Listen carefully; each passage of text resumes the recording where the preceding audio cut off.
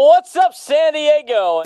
This is San Diego sports. The wins, the losses, the moments that matter, and the opinions that come with them. Padres have clinched the playoffs in back-to-back seasons for the first time since 05 and 06. No hype, no filter. Just the truth about your teams, your city, and the people who care about it most. The reality is the expectations are higher now for this club than they were in 2019 and 2020 when the Padres hadn't made the playoffs that many times. He's been here. He knows this city. And now he's leading the conversation every single day. Live and local on 97.3 The Fan. This is fun. We're doing this for fun. This is fun. Have fun. Enjoy the fun with us having fun. Now, here's Braden and Surprenant. What's up, San Diego? And a happy Tuesday to everybody out there in America's finest city. He's Frank Marchese. I'm Braden Surprenant. This is the Braden Surprenant Show, San Diego's number one sports station, 97.3 The Fan. Good to be with all of you today. Coming off of a Padres victory. Wow, that seems like a long time since we've really talked about those. I guess we snapped that long streak of being on the air after a win a couple of weeks. Was that last week? Was that last week? I think so. What day is it? No, it might have been. It might have been 2 weeks ago because we were only here for 3 days last week. Not my week to watch the calendar. Apparently, it gets into like at this point in the year, in the summertime. Like when I was a kid in the summertime for summer vacation, I never knew what day it was. It was great. Wasn't that a great feeling? Isn't that a great feeling when you're a kid on summer break? You have no idea what the date is, no idea what the day of the week is, no responsibilities. You're like, today I'm going to go to the beach. Today I'm going to do this. Today I'm going to do that. It's actually not all that fun. It's fun. We're having fun. No, it's not, because when you remember what day it is, that usually means, oh God, school's coming up. No. That's why you don't pay attention to the date. You just know that there's the summer pre-4th of July and the summer post-4th of July. And the post-4th of July summer, you're like, okay. Feels like it's getting closer. And then you would get your class schedule sent out. You're like, all right, well, this is getting closer than I would like. Aw, come on. The difference, though, for me, Frank, it's like I've been doing it now for too many years. But every summer since 2009, I have had summer football at 6 a.m. on Mondays, Tuesdays, Thursdays, and Fridays. And I had that again today. It gets into a just monotonous pattern of getting up at 5 in the morning, doing the football workouts, going to, then I would go to, I'd go sleep. I'd go take a nap. Now it's like, go to work, do this, do that. When I was playing in high school, I every time I was like, okay, this sucks. I don't want to do this. Like the whole time. And I remember when I was a senior, going into my senior year doing it, I remember the senior class that was in front of us, a couple of them came back and was like, you're going to miss this one day. And I said, absolutely freaking not. I'm not going to miss this. And you know what, Frank? As an adult, I absolutely do not miss doing this. Yeah, I of course, because of course, because you're still doing it. There was never once where you know what? I really miss the 3 years in college where I didn't have to do it at 6 a.m. and I only had to wait till August. And that was like camp. And at that point in time, I didn't have to go to school after because school hadn't started yet. The college one was different. I don't miss this. Don't miss this at all. I see what they do sometimes, like the running. I don't miss it. I don't miss it at all. So anyway, as we went on a long digression away from what I really wanted to talk about, and that was the Padres winning yesterday. I got to go to the game. Thank you to Peter here for giving us some of the work tickets. Me and my friend went to the game last night. We had a great time. She's been bothering me about getting the Western hat for about 4 months or whenever it came out. We got to get tickets to this game. And we had great seats. Thank you to Odyssey for making that happen. And so I got to sit in section 101. And in that section, I got to see and a lot of the media people get to see it during spring training. We didn't go to spring training, but Michael King right behind home plate where you actually get to see the pitch coming in. I've stood in the photo well before. It's a different angle. It's a different vibe. But Michael King was electric last night. We hit on one of the bold predictions. I said quality start. I chickened out. I said 7 innings first. And Frank remembers that. And I said, no. I'm going to go with a quality start. I chickened out on being extra bold from last night. But Michael King goes 7 innings, shutout baseball. Padres pitch a shutout against a really good team in the National League. This is a team that they have to compete with, that they want to make it to a World Series. And I thought the Padres, pitching-wise, show that they can hang with anybody in the National League. Now, it is your number one starter. It's great to see him pitch at the level he pitched last night. We're going to talk more about Michael King coming up in the next segment, but I thought he was great. I thought the Padres were gritty last night. You know, offensively, they only got the 1 run on the Manny home run. We'll talk about that in a second, but they walked 7 times. I thought the at-bats were way more patient yesterday. I thought the Padres did a good job of running up pitch counts. I thought they did a good job of finding ways on base. I mean, yeah, they didn't get a lot of hits, and they only scored 1 run, but that's a good team over there. That's a good team, the Atlanta Braves, that you've now beaten 9 out of 10 times. I can't believe that stat. I can and I can't. I mean, the Padres have had the Braves number. You know, no need to not put your foot on the gas pedal at this point because you got to get after them today. But Go Aztecs on the Twitch chat said it at the beginning of the show when he first logged on to our show on YouTube, and he said it perfectly. That is the type of game that you know this team can play. Look, I get it. Like, 1 run's not great, but that's the type of win that shows what this team is capable of. They are capable of beating good teams in the National League. They are capable of beating good teams in the American League. But it's just been so up and down and inconsistent with this team. Hopefully this is something that can get them going for the next couple of games because they sure as hell need it. They have to be able to get a couple against Atlanta and maybe a couple against LA. And we'll see what they do the next couple of days. But I thought Michael King was great. Her favorite player is Mason Miller. So for her to be able to watch him up close was spectacular. So I'm glad that the game was close enough to see Mason last night. And as I sat there and I watched, his slider is disgusting. It's gross. It's so gross. And for the people that have been blessed enough to sit behind home plate and watch Mason Miller pitch, I mean, the fastball is one thing coming in at 101, 102, 103. His fastball out of his hand looks like it teleports to the plate. You see the baseball, and all of a sudden it's there. It's like it just got big out of nowhere. It's pretty remarkable what that pitch looks like. But Mason Miller's slide piece, are you kidding me? Out of the hand, it looks like it floats, and then it looks like it hovers, and then it just disappears. I don't know how anybody hits him. I really don't. It's amazing.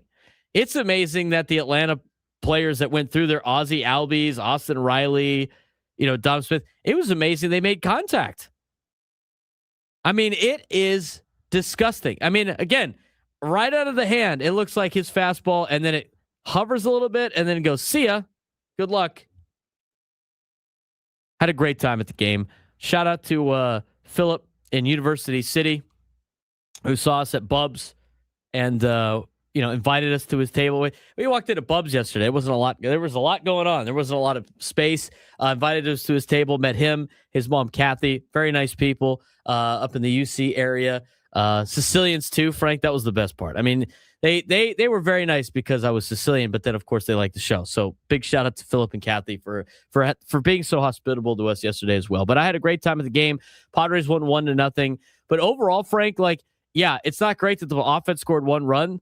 But at this point in time, you care a little bit more about wins than you care about how you get the wins for this team. Especially against a team that's the quality of Atlanta. I mean, we said that this was the beginning of a long 3 weeks going into the All-Star break. So this is about as good a way as you could start that. And however you can get it, you got a great starting pitching performance, which is something that you haven't gotten recently. You had mostly quality at bats. Xander had 3 walks yesterday. Manny had 2 hits, both of them for extra bases. I mean, it was it was as good a game as you could ask for against that quality of opponent facing the upcoming schedule for the next 3 weeks until the All-Star break that you're facing. I like the way that they were patient at the plate. I mean, aside from the one guy that hit the ball over the fence, Manny, I mean, I thought a lot of the at-bats were patient. But then, Manny had some patient at-bats later in the game. They were able to accumulate some walks, but now they got to be able to make those hurt. Padres are unable to make those hurt. They ran into a problem, too, with Rodolfo Duran at the end of the lineup. And I don't want to get on Rodolfo Duran. I mean, I think he has done a very fair job in filling in, but he's shown on offense why he is the third string catcher of this team. I mean, he's done a fantastic job behind the plate. He got pressed into action because of the fact that Luis Camposano's been hurt and Freddie Fermin has been hurt. I think he's done a great job, but down at the bottom of the lineup, I mean, he came up, and this is why it's so hard to finagle the lineup to try to mix things where you want guys on base for certain players. I mean, you had guys on base in scoring position for Rodolfo Duran every time. And getting into a double play on a bat. I mean, that slider he should have laid off. He got on top of it, rolled into a double play. He hasn't been very good in the lineup, but you know what? He's given you the best that he can give you. So I don't want this to sound like we're knocking Rodolfo Duran for a couple of those opportunities, but you need to have somebody better in there than him. And I think Frankie's done a great job. I mean, but he is what he is. He's done a great job filling in. And, I think a lot of people saw some of the metrics that he had early when he came up and oh, maybe we can work with this guy. There's a reason why he's been in the minor leagues for as long as he has. I'm glad he got the opportunity. Glad he's been, helping out the team as much as he can. But, I don't know how many more weeks you can go with your current catching situation. They got to get the guys back healthy fast. I was just about to say that. There's a reason why he's been in the minors for as long as he has, and you're seeing it. He's a great defensive catcher, just unfortunately cannot hit at the major league level. He's gotten a couple of hits. He's got a couple decent hits. The big moment, his first major league hit's a home run. I mean, that's some special moments in there, but you're really waiting for Freddie Fermin, who could be back very, very soon. Luis Camposano coming back from that broken toe. So, I mean, there's still some waiting to do, but they are a lot closer than they were. We got to take a quick break. When we come back, we'll talk more about last night's win. We'll talk about what Manny Machado has done in his last couple of games and how good Michael King was as we get started on the Braden Surprenant Show. Static Summer Sports Station 97.3 The Fan.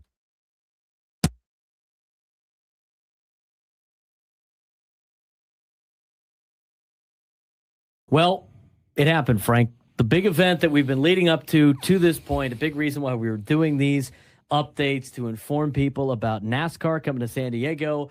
It has come to San Diego, and what a fun, eventful weekend here in America's finest city, starting with the Truck Series, onto the O'Reilly Series, and then the Cup Series, NASCAR Cup Chase, if you will. All three events I thought were awesome to watch, awesome to be a part of, and based on the people we've talked to in NASCAR, a big success for NASCAR coming back to Southern California. Yeah, and this may say the NASCAR update, but it's also a NASCAR Motorsports update. So let's get it out of the way. Christian Lundgaard won at Indy. It won in Indy at Road America. Anyway, moving on now. Bless you. It was absolutely incredible this weekend. NASCAR was very, very happy with how everything went. San Diego appeared to be very, very happy with how everything went as well. And from what reports are, it's reportedly a multi-year deal here. And depending upon world affairs and whether or not the Navy is down for it. How active does that runway need to be? Yeah, exactly. How it looks as though they could be coming back. And the rumor is they're aiming for 4th of July or as close as they possibly can. Yeah, well, I mean, obviously the 4th of July weekend. I mean, this year the 4th of July is on a Saturday, so I would imagine the race day would be on the 4th of July potentially. But I think overall it was a fun time. I think San Diego really enjoyed the race this weekend. I had a blast being able to go to my first race here in San Diego. And I think a couple of things checked. boxes of why this is a success in San Diego. And I think the first one was, this is a race that counts in the standings. This is the highest level of, NASCAR,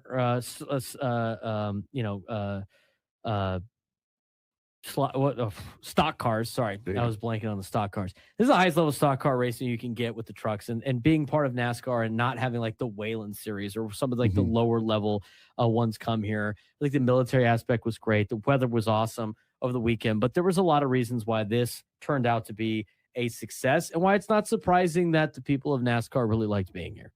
No, and all of the races were fantastic too. That's a major thing. I mean, you could have had this big, awesome 3-mile track, all the pomp and circumstance that comes along with it, and then just had 3 clunker races that are like, oh God, this was one and done, baby. We're out.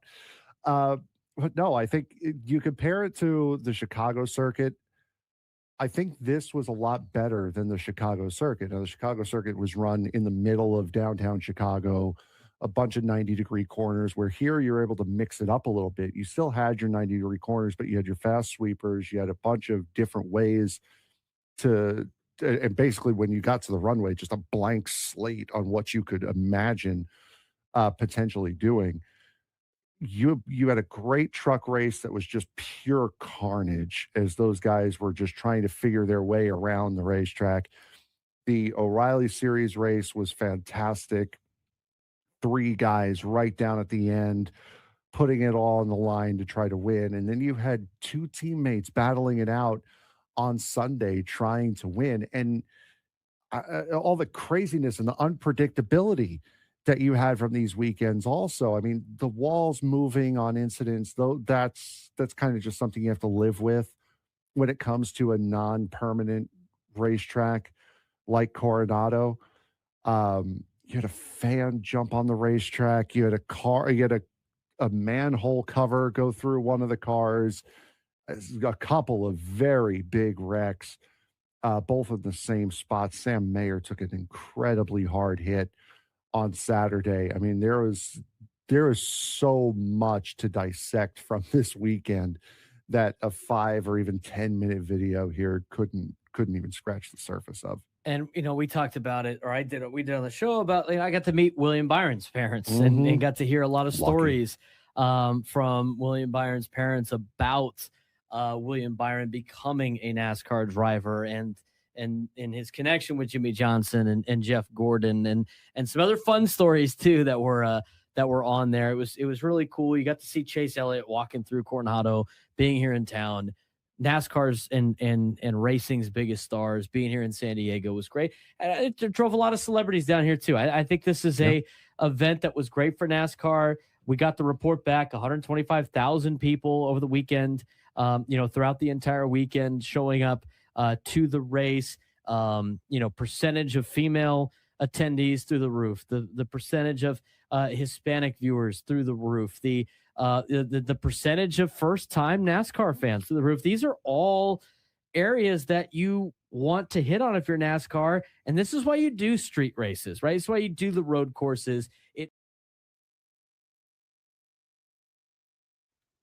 10:18 on a Tuesday. He's Frank Marchese. I'm Braden Surprenant. It's the Braden Surprenant Show, setting us over at Sports Station 97.3 The Fan. Good to be with all of you today. Coming off of a Padres victory. That's the best part.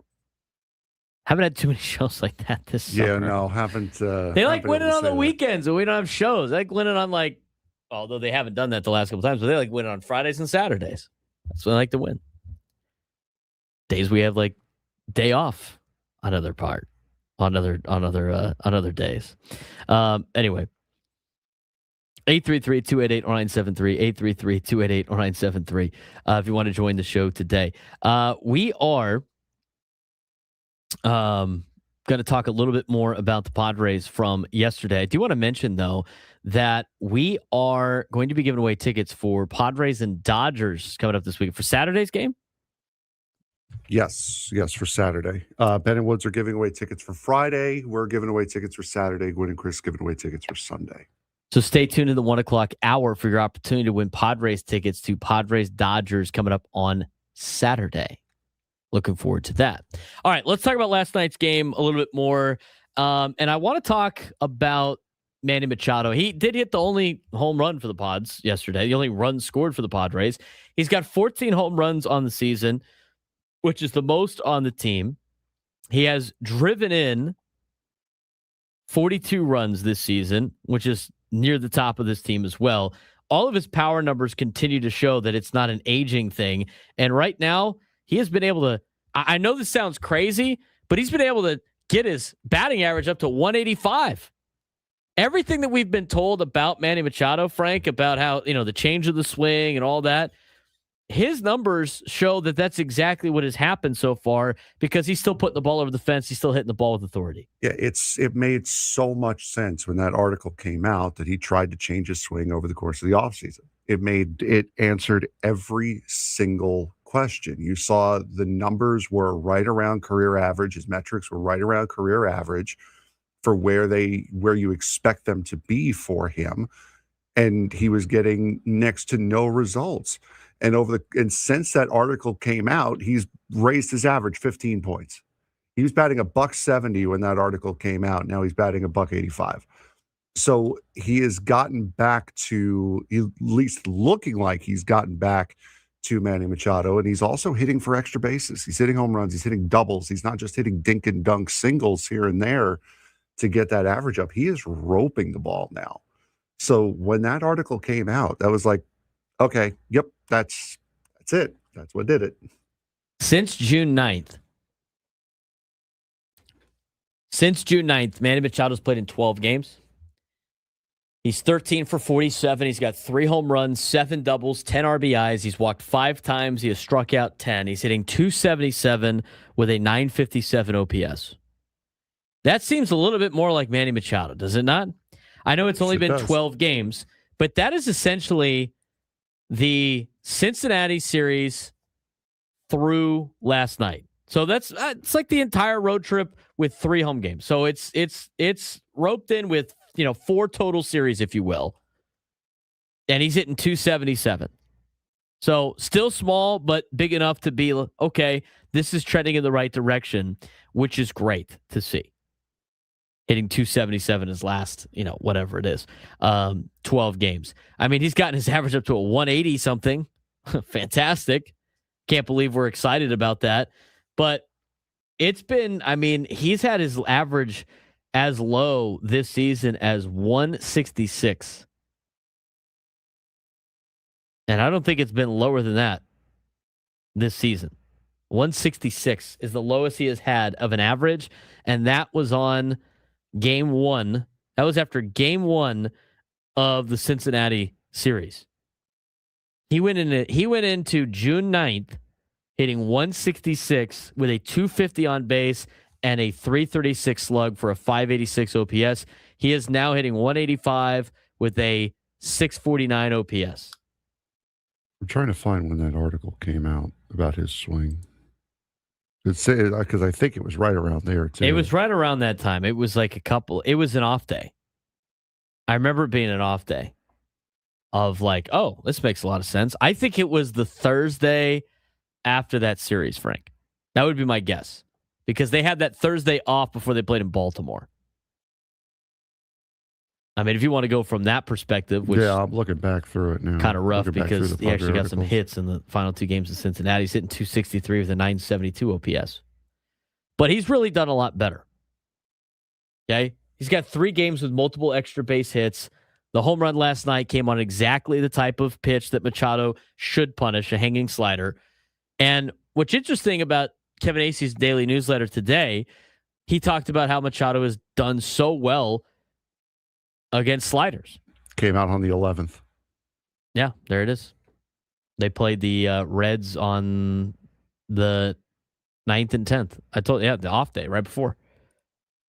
Makes a lot more sense. He looks like, and I will say this, I told you off air, where I was sitting last night, that swing that he hit a home run on looked like his old swing. That didn't look like teacher man, let's coil the back leg and do this like weird like chop thing. That actually looked like his old swing. He cut the ball, he put some backspin on it, looked nice all the way to left center field. And the other thing too, with Manny Machado home runs, they're like nice line drive home runs. I mean, he's a gap to gap hitter. On a hanging slider since 2020, Machado has hit 362 with an 819 slugging percentage. Sliders in the upper portion of the zone, which would be a hanging slider. This season, entering the game, last night, he was 1 for 14 on those pitches. Again, it's not an issue with ability. It's not an issue with age. It's the issue with his approach, his swing mechanics. And as Machado admitted, he needed to stop chasing results and trust the work. Right now, I think you could say he's been trusting the work, and he's going to start getting results, and he's already started to get those results. This is a way different Manny Machado in these last 12 games than you saw in the first portion of the season, Frank. Oh, for sure. I mean, he's looked so much better. He's looked more like himself, not just at the plate, but in the field as well. He's starting to calm down. He doesn't look like he's pressing anymore. So it has been a huge change for him, and it's been very, very noticeable. He's now not the worst hitter in baseball. Yay. He passed Dansby Swanson, who is now has the worst batting average in baseball. It's a good thing the Padres didn't sign him out of the 4 shortstops that were available going into that offseason. Oh, God, could you imagine if Manny and Dansby were both on the same team? Under 200 right now? God. Oh, my God. I mean, at least Xander Bogaerts is walking. We'll get to him in a second. I want to talk about Jackson Merrill's defense last night, too. Like, he didn't rob a home run yesterday, although a lot of people might have saw that. But I don't remember who hit the ball. Was it Michael? It was Michael Harris II. He got under one, and you could tell by the sound. It was like, he's under this. This is staying in the yard. But Jackson Merrill was shaded towards left center field. He ran down that fly ball at right center field, which probably would have been at least a double for Michael Harris II. It could have been a triple with his speed. And that was a highlight play for Jackson Merrill that honestly is more impressive than just him robbing a home run, which he's already done, 4 or 5 times this year? He ran 93 feet, according to Kevin Acey's daily newsletter, reached 28.9 feet per second, and made that difficult catch near the wall. I mean, he's made defense a priority, and in his mindset that he is quoted is, if I don't catch it, I don't catch it. But he shows the aggression every single night. I mean, he has been such a great center fielder, which is so interesting because a couple of years ago, people were afraid of whether or not he could do the job. Well, he's a shortstop. He's never played center field before. You know what, Frank? Didn't take him very long to get comfortable out there in center field at the major league level, did it? He has been flashing the leather. He also has been doing a lot better job on the offensive side of things too. But overall from yesterday, like on the offensive side of things, position player side of things, I thought the approaches were more patient, which is good. They were able to work walks, which is awesome. They got to be able to capitalize on that, make it hurt a little bit more. Good to see Manny Machado hit his 14th home run of the season. But overall, Frank, last night's win shows the teams that they could beat, and it shows that they can win in different ways. And it also shows that, honestly, you don't really care how you win games right now against teams like Atlanta. You just need to win games against teams like Atlanta. Yeah, and if this win felt very much like an April win, where it's your pitching staff is holding it down, your bullpen locks it up, and your offense is kind of just there. So that's, again, not great, but it's also good to see after the struggles that your pitching staff had in Baltimore and in Arlington, that it's nice to see them kind of come back to center as they come home. Yeah, I think they're going to start to, I think you're going to start to see them regress to the mean. I think they're going to start to do that. And here's the thing with a lot of these, stars. We talked about it yesterday. They are slowly coming back to what they're expected to be. But unfortunately, the Padres can't afford to them to move much slower than they've already been moving. I mean, Jackson Merrill's finally hitting above 200, which is great. He has seen his average raise. I mean, he had his average as low as 194 on the season. I mean, that is as low as you're going to see with Jackson Merrill. In his last 13 games, Well, let's go his last 12 games, too, because he's done pretty well in his last 12 games. And his last 12 games, so going back to the same spot we had with Manny, he's hitting 283 with an 800 OPS. 2 home runs, a triple, 3 doubles, 7 RBIs. He's walked twice. He struck out 11 times.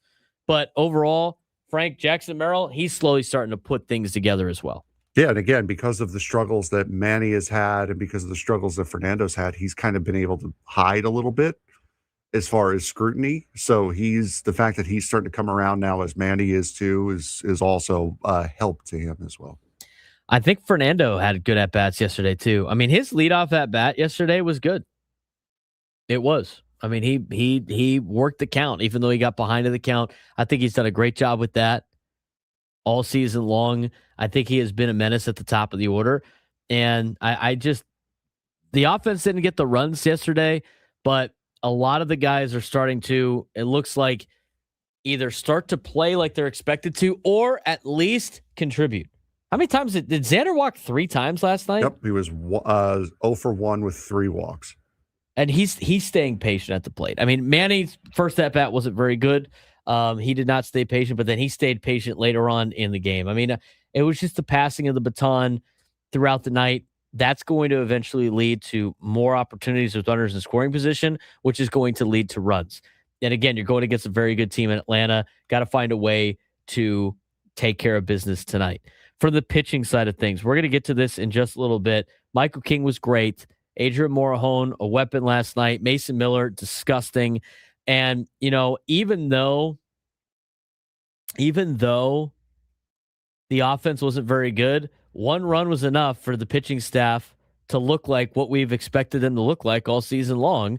And great outing out of Michael King, shut down innings out of Adrian Morejon, and Mason Miller shutting the door on the Atlanta Braves. I would expect them to probably be ready to hit a little bit more today, but we're going to talk about the pitching staff when we come back and just how good Michael King was, just how good Adrian Morejon was, and of course Mason Miller. Padres won it yesterday 1-0. He's Frank Marchese. I'm Braden Surprenant. You're listening to the Braden Surprenant Show. Setting is number 1 sports station, 97 through the Fan.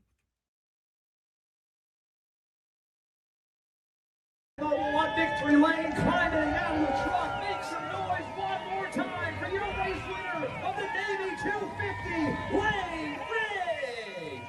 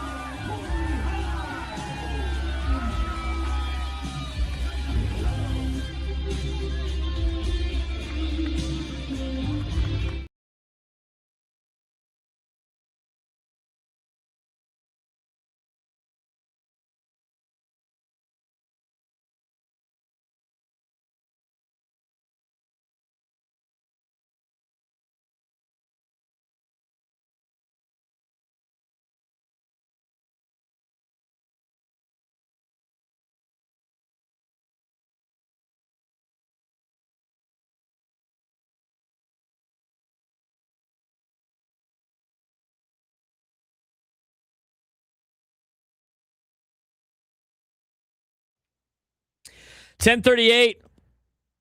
Braden Surprenant Show, setting us over on Sports Station 97.3 The Fan. We are broadcasting live for the Bill House Studios. We know how. All of our guests join us on the SDCCU Fan Hotline. It's not Big Bank Banking. It's better. We're going to get you an injury update from Craig Stammen, who talked with the media before yesterday's game.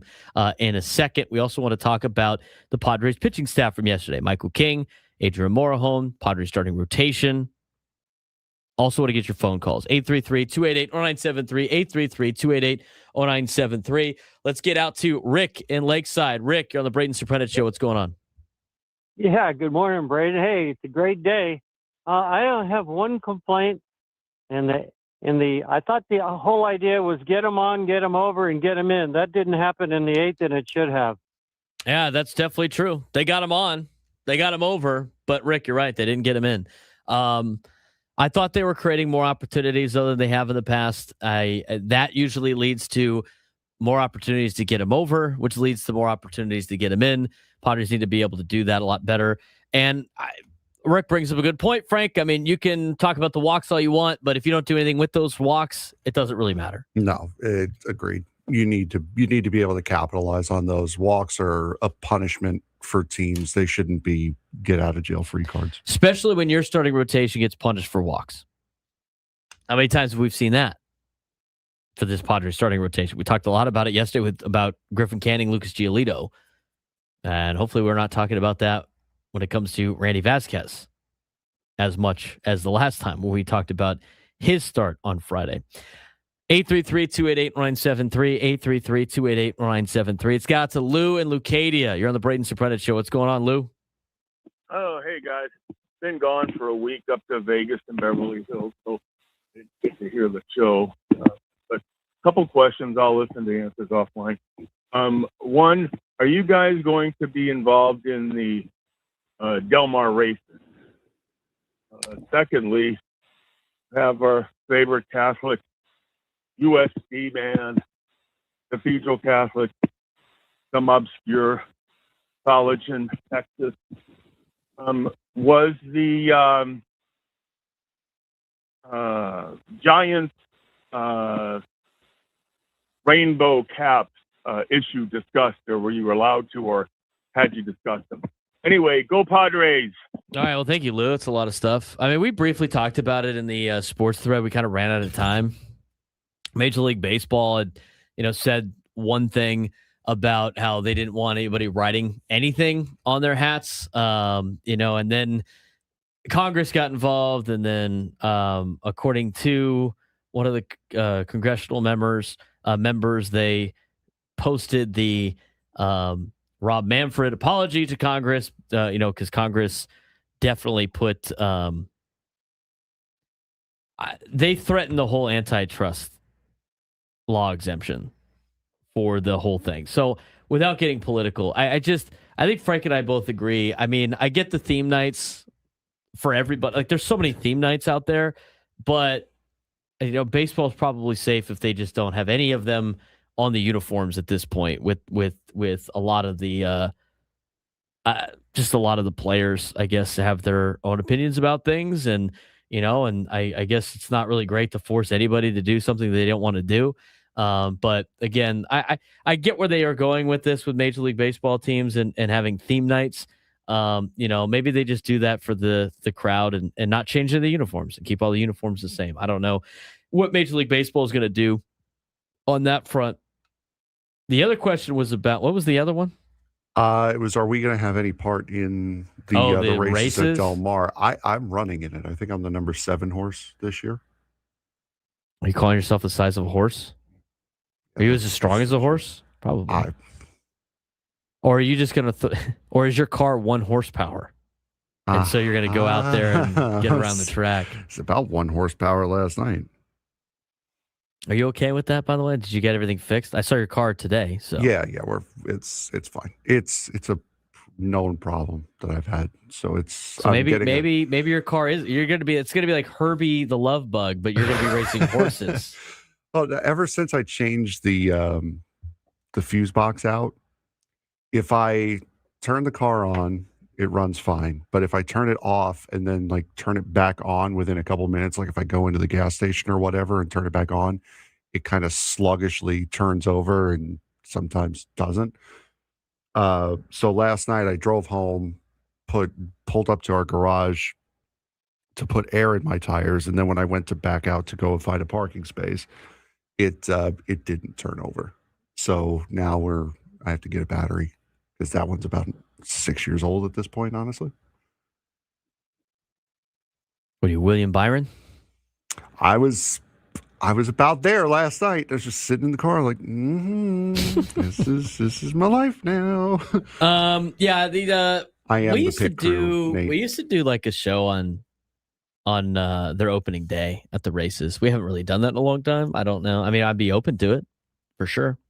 We just haven't done a lot of stuff at the races. It's fun to be at the track. It's fun to go to the fair. I haven't been to the fair yet. Definitely need to go to the fair within the next couple of days here. 833-288-973, 833-288-973. It's got Kathy in LA. Kathy, what's going on? Well, it's Kathy in San Diego right now because I was able to come down. She escaped. She escaped Los Angeles to come hang with her people down here. It's great. Yeah. Less LA Dodger people and more San Diego Padres people. We love it, Kathy. I'm so happy right now to be back in San Diego, at least for the next couple of days. And I'm so happy to be at the game last night with me and my two friends were celebrating turning 60 and went to the game last night and got to see the Mason Miller walkout song live. I was so excited to see that. I was so happy to see that last night because I don't think I'm going to see it tonight because with Griffin Canning pitching, I was just like, don't know how that one's going to end, but I was so happy to be at that game last night, Braden. It was so awesome to see them at least get enough runs to win that game last night. They got the one run that they needed. Pitching staff did pretty good. We're going to talk about the pitching staff in just a second. Kathy, appreciate the phone call. Glad you had a great time. Happy birthday to your friends at the ball yard. I thought a lot of people had a great time. There's full crowd on a Monday night for the Western hat. Yeah, it was nice. Stuff. Well, first time they've been here in about a week and a half. That's also true. This is a very important week for the Padres. They need to get stuff from their starting rotation. They need to get better in the starting rotation. So before we talk about that rotation, which is, by the way, 25th in Major League Baseball in ERA, let's talk about the guy that made that a little bit better with Michael King. And Michael King reminded everybody last night why he's important to this team. He had been struggling during the Padres downturn. May 24th against the A's, he had 4 runs allowed in 3 2/3 innings. He allowed at least 3 runs in each of his next 4 starts. His struggles mirrored the team's overall collapse. If you go back to when he started to struggle, start to look at where the team started to struggle in terms of wins and losses. It obviously starts with the rotation. Probably plays a little bit more off the offense, but rotation needs to be better. And against Atlanta last night, the starting pitching, and more importantly, Michael King, was a lot better. Better sinker command last night, better execution and hitter-friendly counts, more confidence attacking hitters. I mean, Michael King's a perfectionist, so when he talked about it, right? He was like, I'm never going to be fully happy with an outing. He was upset that he was falling behind 1-0, 2-0, but he was able to battle back. And, I mean, that mentality is part of why the Padres believe he could be a frontline starter. And here's the deal with Michael King, Frank. He doesn't have to be perfect for this team. He really just needs to be the stopgap guy that they don't have. They don't have that dog that just like ends losing streaks and ends skids. They have had Michael King show like he is a 1, and he needs to stay more like that and be able to put up, have a day like he had yesterday, which, was more of a perfect outing, but be able to give the Padres an opportunity where, when he's pitching, we feel like we're going to win. Yeah, he has had his outings. He has had his solid outings for sure. There was one a couple of weeks ago where it looked like he was not just Michael King, but he was the King. Then last couple of outings have been shaky. Last night looked more to the Michael King that we expect him to be, that the Padres signed him to be. So I very, very happy with the performance that Michael King put out in true stopper fashion. I am too. And here's why this is important. Despite the win last night, the larger issue still remains for this team in terms of the pitching staff, and it's their rotation. Padres starters ranked 25th in ERA in Major League Baseball. They also ranked 25th in Major League Baseball in innings pitched. They're not getting deep into games, and they're giving up too many runs. That historically is a problem.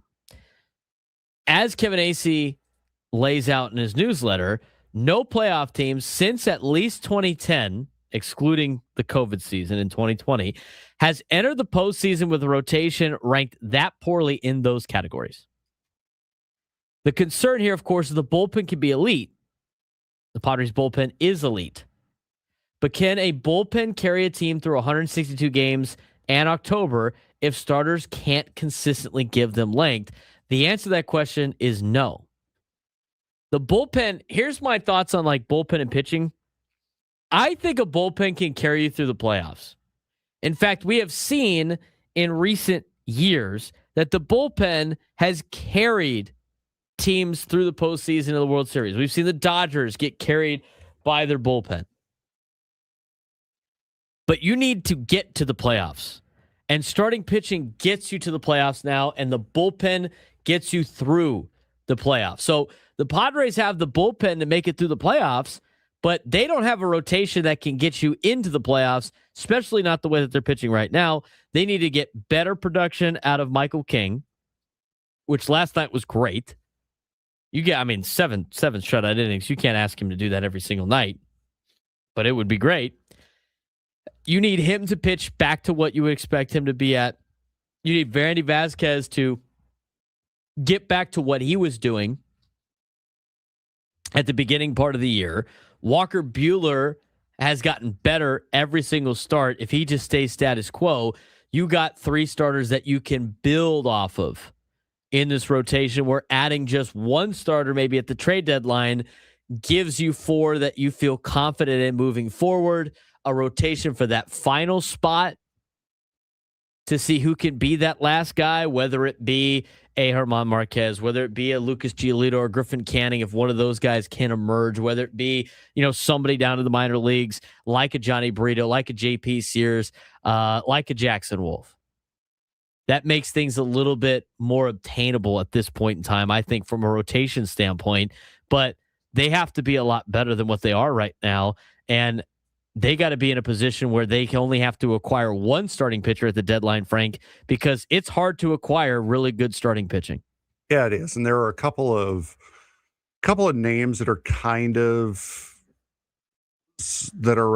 flying under the radar that teams may not be thinking are available or may not be the biggest names available. And especially with AJ Preller, Lord knows what he's going to do until he actually does it.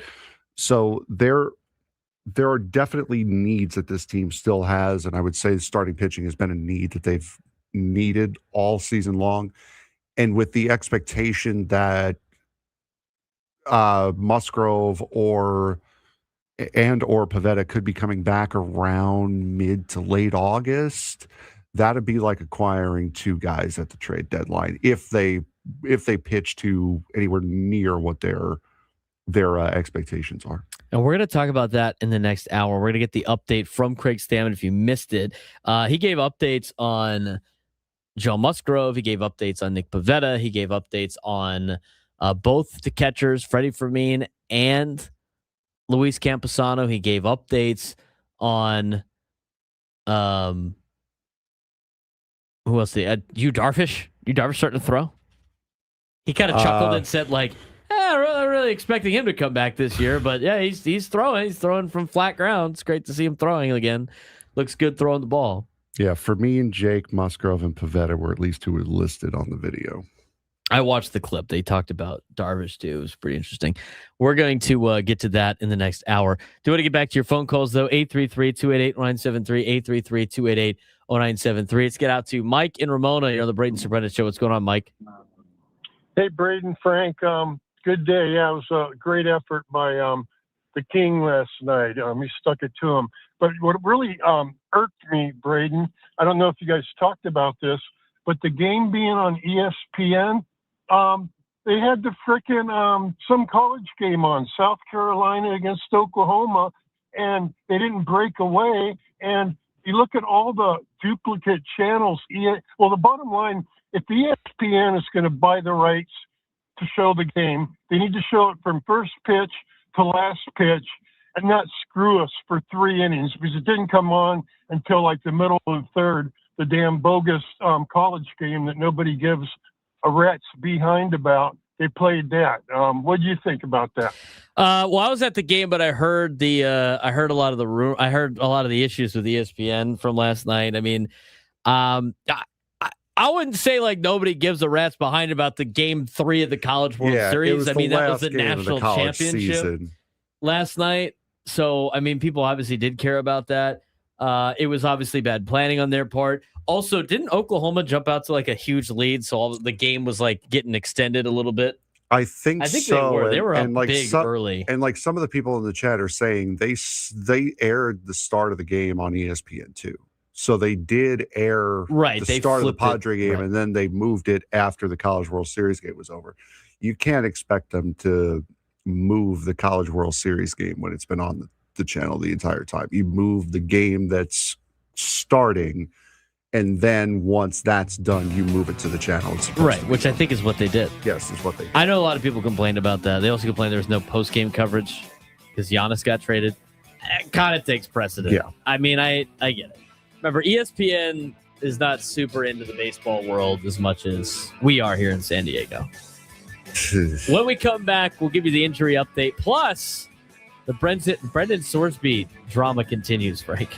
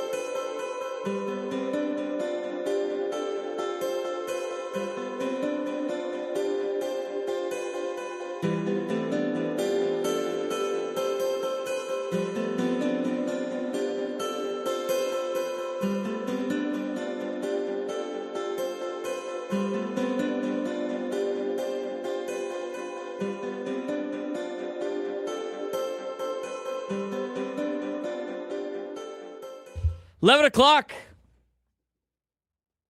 Lot to talk about in the sports world today. Looks like Portugal decided to show up today, huh? Yeah, Ronaldo's doing his thing today. Are they passing him the ball this time? They are. They're passing him. He is getting the ball. Yes. He's getting the ball. That's great. And Portugal is leading because of it. Nice. What are they up 3-0? Yes. Portugal up 3-0. First game of the World Cup today. We'll have our World Cupdate in the next hour. Yes, we will. 833-288-0973. 833-288-0973. I want to get to this injury update for the Padres, but I got distracted by the Brendan Sorsby news, and I was laughing my ass off. I looked up, and we got World Cup on in here to my right. So we had Portugal on. And because there's nothing else of interest at any sports channel on right now. It's so bad that Frank has put the sports mix on, which is like 6 screens that are all small that you really could barely see anything. And I saw something about the supplemental draft not happening. And I was like, what is that? It was on like McAfee had it, but now, Cowherd's got it. I mean, it's like every single one of them is, except for like NBA TV, because why would they put that on there? Well, CBS Sports is also running with the Giannis trade, so they could care less. Yeah, they're like, nobody likes Brendan Sorsby, apparently. That's CBS. I looked up, so they're talking about it now, and I had to look it up. I just started laughing. This is amazing. Brendan Sorsby, this is the update from ESPN. Pete Thamel and Adam Schefter. I mean, when you get the college NFL collab, it's a big story. Got a collaboration here on ESPN.com. Brendan Sorsby will not play in the NFL in 2026 as the league has elected to not hold a supplemental draft. Yeah, you know what? We're good. We don't need to have a supplemental draft. The NFL's decision came down to the league's rights in the collective bargaining agreement to hold a draft, as league officials felt it would ultimately become a distraction to teams as they begin to start training camp. Quote from an NFL source to ESPN. His application carries with it a lot of issues. Quote, core of the game integrity issues. I don't know why people didn't see that in college football. I don't know why that was a gigantic mess up for like months. Well, because with the NFL, you're dealing with adults who have seen things. With colleges, you're not dealing with schools that don't know what they're doing. Exactly, yeah. Schools are so incompetent, man. I swear. For anybody that does not know who Brendan Sorsby is, he admitted to betting thousands of times on college and pro sports, bets that totaled upwards to $90,000. Those bets included 40 bets on Indiana football while he was on the roster at the school. A little context there. This is the best part. Oh, I love this. Get your popcorn out. This is great. The league, the NFL, told Brendan Sorsby in a letter that has now been obtained by ESPN, quote, your petition filed 3 business days before the deadline without any supporting information or documentation, and only after abandoning your litigation efforts to avoid NCAA sanctions, does not provide a basis for the league to alter those plans.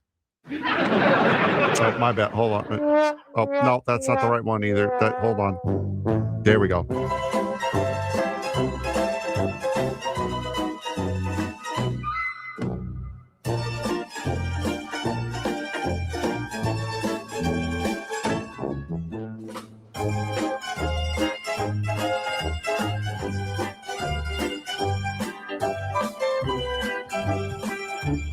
Oh my God. I mean, what did they think was going to happen? What did anybody honestly think the NFL was going to take a chance on this guy? With what the NFL is, I mean, here's what you need to know about the NFL. And a lot of NFL fans get mad at me. The reason why the NFL is so big, on top of the fact that it's football in America, is fantasy football. And what is fantasy football? Gambling. It's some form of gambling, correct? I mean, this is a league that has built itself on gambling and the integrity of the game. You know what they can't do? They can't just let this guy show up who has made upwards to $90,000 worth of bets into their league.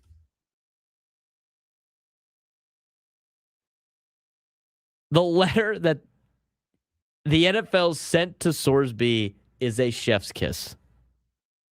I mean, what did you think was going to happen? There were so many people that are like, the Browns will take a chance. The Browns aren't taking a chance on Brendan Sorsby. They have their own problems to deal with. Not even the New York Jets would take a chance on Brendan Sorsby. Let's pump the brakes on that. No, not even the Jets. There's usually, and then there's the Jets. This does not apply. If the NFL was smart, what they would do is they would see how popular this story is and start selling copies of that letter for like $5 with all the money going to charity. Whatever charity they decide to dump that into is going to become so rich. Oh my God, they have the actual letter. They could posted.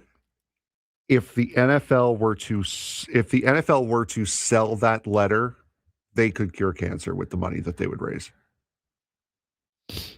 The sole reasons identified in your petition for seeking entry into the supplemental draft are that you have been, quote, declared ineligible by the NCAA and have, quote, exhausted all of your avenues to continue in the NCAA and, quote, want to play in the NFL.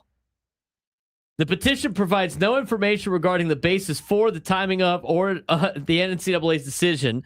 Public sources, however, indicate that in May of 2026, the NCAA issued a determination declaring you permanently ineligible for participation in college athletics based on a sustained pattern of improper gambling activity during your collegiate career at 3 different universities. Brendan Sorsby's lawyer's response? Are you raising your voice at me? The league does not have the complete record of the NCAA's investigation, and you did not provide any such materials with your petition. Available information nonetheless indicates that over the course of your collegiate career, you knowingly engaged in repeated and significant violations of NCAA rules designed to preserve the integrity of athletic competition. Reported conduct includes placing wagers on your own team and teammates, and to avoid detection, establishing or funding accounts in the names of intermediaries who place bets on your behalf. There are also reports that you may have violated state criminal law. This is a gigantic go bleep yourself. Is it not? You know that you have done something wrong when you have lost the moral high ground to the NFL. I mean, they are destroying this guy in this letter. I'm not done, by the way. It gets better. Thank you. Your petition does not address these matters, nor does it demonstrate accountability for your conduct or indicate whether or how you would adhere to the league's rules and policies governing the integrity of competition. Instead, even after receiving notice of the NCAA's decision rescinding your college eligibility in May, you sought to avoid the consequences of that determination through litigation rather than accepting responsibility of your actions, and you pursued entry into the NFL only after abandoning those efforts. I would like to see the shoe of Lawrence P. Ferzerani, because I have never seen a foot up another man's behind as much as he gave Brendan Sorsby in this letter. You know what? The NFL may have just gained a new fan today. May have just done it. I want you to alert. I want you to alert people. I want you to alert people that we back up. Frank Marchese is back on the NFL side. The NFL might have got me back today. As Commissioner Goodell has emphasized, participation in the National Football League is a privilege that carries with it significant responsibilities, including accountability. By all accounts, you are a talented player with the potential for future success. We encourage you to focus on preparing for possible entry into the NFL through the 2027 and NFL annual draft.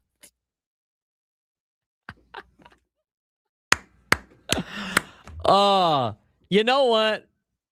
I'm glad we found the actual letter because the kind of vague reporting. Oh my God. That is hilarious. The NFL was like, yeah, thanks, but no thanks. Don't let the door hit you on the ass, buddy. They could end world hunger if they mass sold that letter. Oh my goodness. I love this. Is he even good? I don't watch football. No, he's really not. I mean, he's not that okay. Good. He's not good enough for them to like change their policy on gambling. I got to say this part one more time. He's not even like the Rafael Devers of football.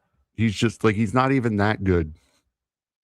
Nor does it demonstrate accountability for your conduct or indicate whether or how you would adhere to the league's rules and policies governing the integrity of competition. Instead, even after receiving notice of the NCAA's decision rescinding your college eligibility in May, you sought to avoid those consequences of that determination through litigation rather than accepting responsibility for your actions. I love how they basically say straight up, we do not trust you to not bet on the team that you're playing for. And instead of accepting responsibility, you pursued entry into the NFL only after abandoning those efforts. I love this. Where's Texas Tech right now? They gonna send Sorsby a text. You up? You gonna get that text? Wow. I mean, that was close. We can laugh about it now. We're all right, you know. All the people with the cactus emoji in their name on social media, all the Texas Tech fans, like, oh, we're trying to help this young player. It's like, look how dumb you look now. Look how dumb this is. We may have dodged a bullet here. I mean, wow. Lucky.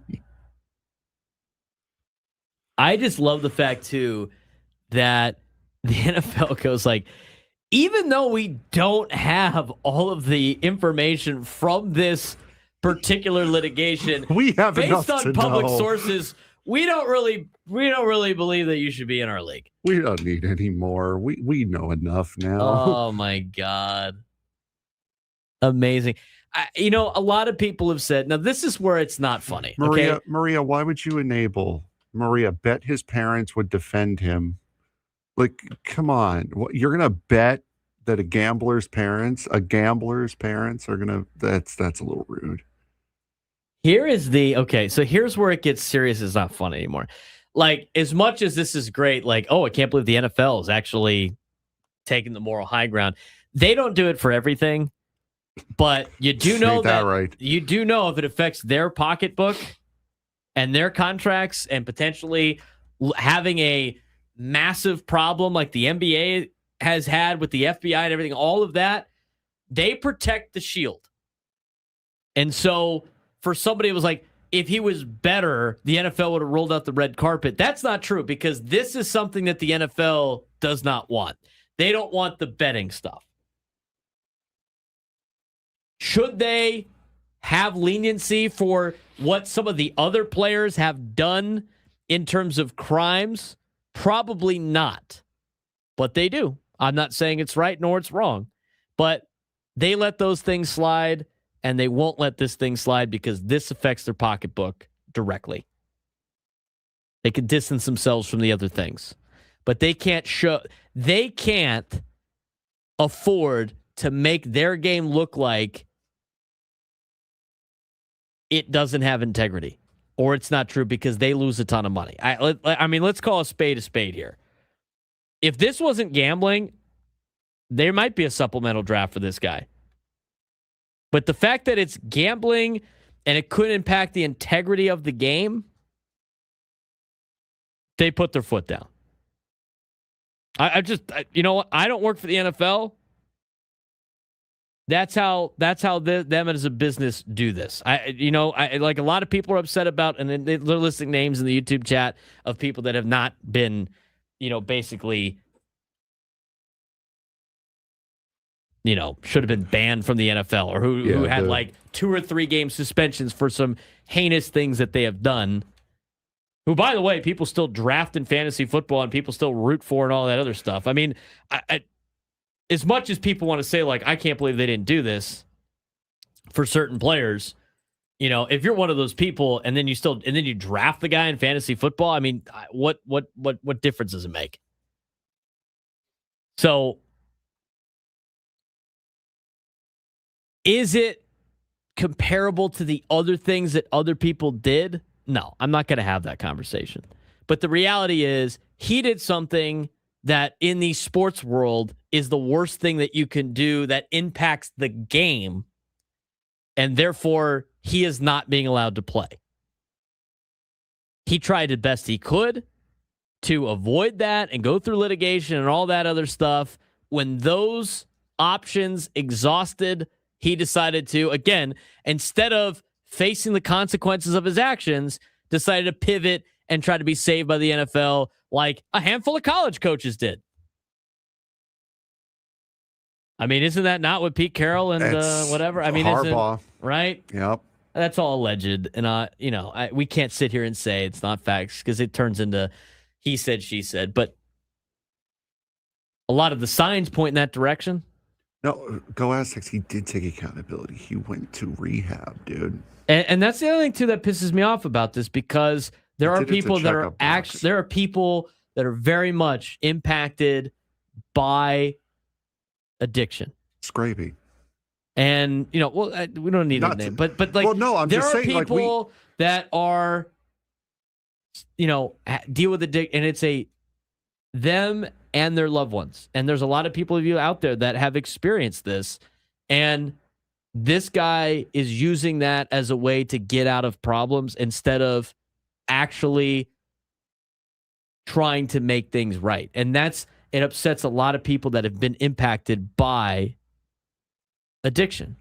And that's why so many people have been upset about this. I want to be clear. The only reason why I bring Scrappy up is because we talked about this story on the show together. I believe it was the golf day you had.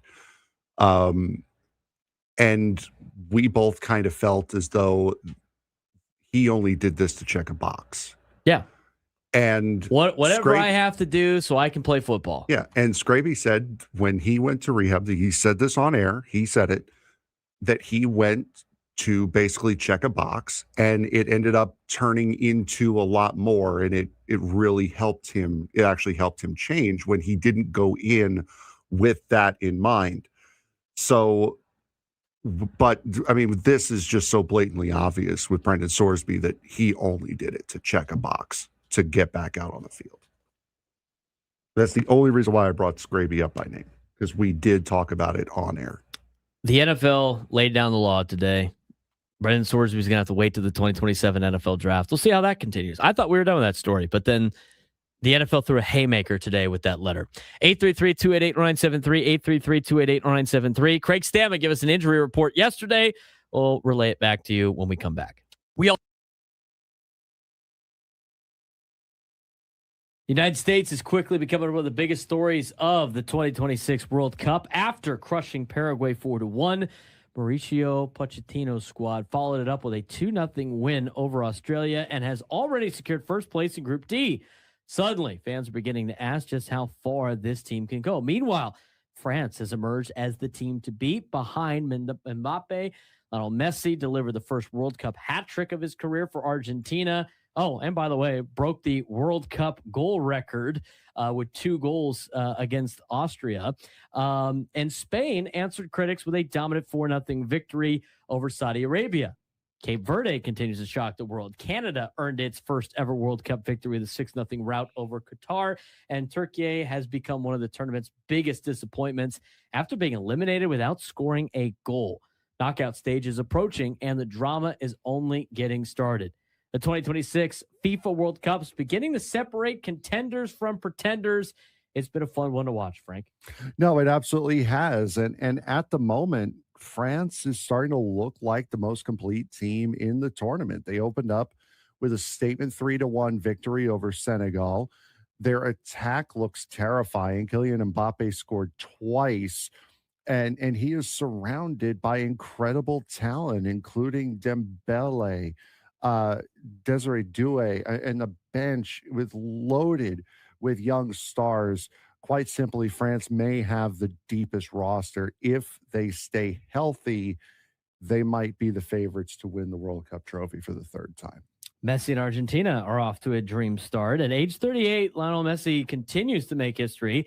In his sixth World Cup appearance, Messi delivered the first World Cup hat trick of his legendary career as Argentina began its title defense in style. Biggest question surrounding Argentina entering the tournament was whether an aging squad could survive the longer 48-team World Cup format. So far, that concern has been put on hold. Defending champions have looked sharp, and Messi is once again proving why he remains one of the greatest players the sport has ever seen. And Frank, we saw it earlier on Monday. He scored 2 goals against Austria. And of course, the penalty kick, one that he, shanks to the right of the right post. It almost looked intentional, because that would have been the World Cup record goal if he made that. It almost seemed like he wanted to do it in real time. And you know what? Not only did he get one, he got another one in extra time. And Argentina won 2-0 over Austria to take a 2-win lead in the table that they're in. Yep, absolutely. And Argentina is now also advanced into the knockout stages. So that's very impressive for him. And Messi has scored all 5 goals Argentina has scored. And they have a lot of good goal scorers, including Lautaro Martinez from Inter Milan. He's he's a key contributor for Inter Milan as far as goal scoring is concerned. So they've got guys who could score, but it's been all Lionel Messi so far. One thing that this tournament has been, though, is all the United States, not just because they're playing a lot of the games here. Perhaps no team has exceeded expectations more than the United States. After dismantling Paraguay 4-1 in the opener, the Americans followed it with an impressive 2-0 win over Australia, and that was without Christian Pulisic. Mauricio Pochettino's squad has already won Group D and can rest key players heading into the final match against Turkey, who have already been knocked out of the tournament. This team is playing with confidence, attacking flair, and a style that American fans have rarely seen. The question entering the tournament centered around the chemistry and whether Pochettino had settled on his best lineup. Those concerns have quickly disappeared, and fans are suddenly beginning to wonder just how far this team could go. I mean, I haven't been on this planet as long as a lot of other people, but this has seemed like one of the best showings we've seen out of Team USA. I mean, and I don't want to, because we always get now in this day and age of like the recency bias. And so now all of a sudden, and you've seen it's been fun, oh, let's go win this thing now. Team USA, it's great in our home. I want to pump the brakes on that, but it's hard to fight some of those urges when you see them play as well as they have. It's not that they're just 2-0. It's the way that they have won and the way that they have adapted and the way that they've led to their attack and the athleticism this team has. And the other thing, we talked about it going into this tournament, the experience. They're not only young, they have experience in the World Cup, which I think is going a long way. They have the perfect combination of youth and experience that could get them into the final 8 in this tournament. Yeah, and this is also bucking a pretty recent trend of the host nation not really doing all that well in the tournament. South Africa got knocked out in the group stage in 2010.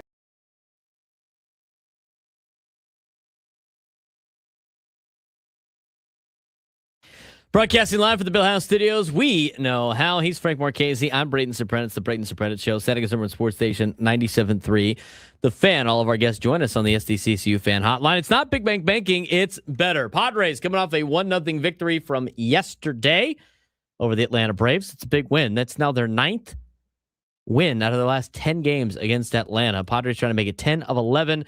Back to a normal start time today, as the game will be on Padres TV and, of course, right here live on San Diego's number one sports station, 97.3, The Fan. Eco Water SoCal Padres pregame show will be at 5:45 this afternoon. Padres trying to win a series today. That would be great, considering the circumstances of what they need to do this week. We talked about the starting rotation. We're talking a little bit more about that in a second, but we have updates for you because a lot of people were asking, and again, sometimes you don't see us on social media. We do a great job at the station posting a lot of the press conferences and the scrums, the media scrums, on our X page at 97 through the Fan SD. But you might have missed it. And Craig Stammen, manager of the Padres, gave a long update on all of the players, at least most of them, that a lot of people had questions on where they're at injury-wise. Here's Craig Stammen yesterday before the game talking to the media about the latest on the injury report. Have to do to get back out there? Like, there's still a couple more hurdles for him. Yeah, still, he's able to work out and do some things. He's feeling pretty good, but some of the testing, the cognitive testing, he's got to pass those tests before it could be approved by MLB to be able to play.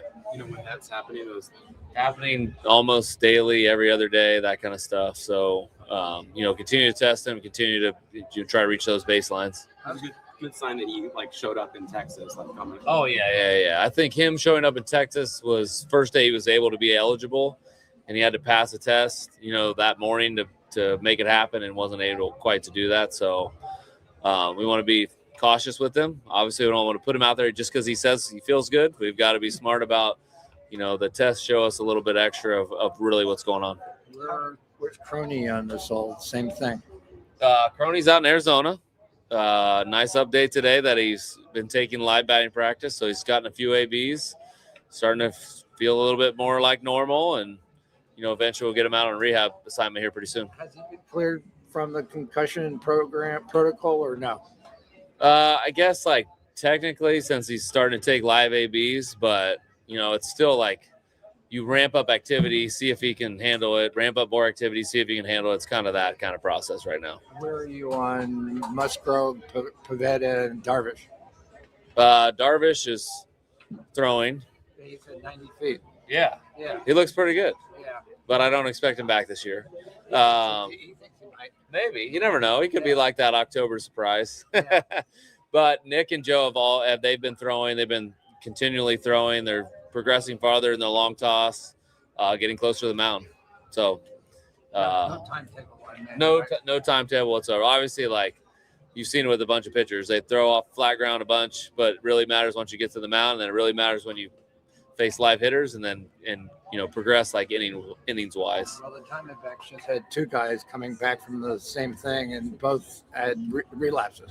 Yeah, that happens a lot with pitchers. That's why we take it so slow with these guys. You guys are probably wondering what the heck they're doing, but we got to be very diligent and careful with the ramp-up process is the most difficult process.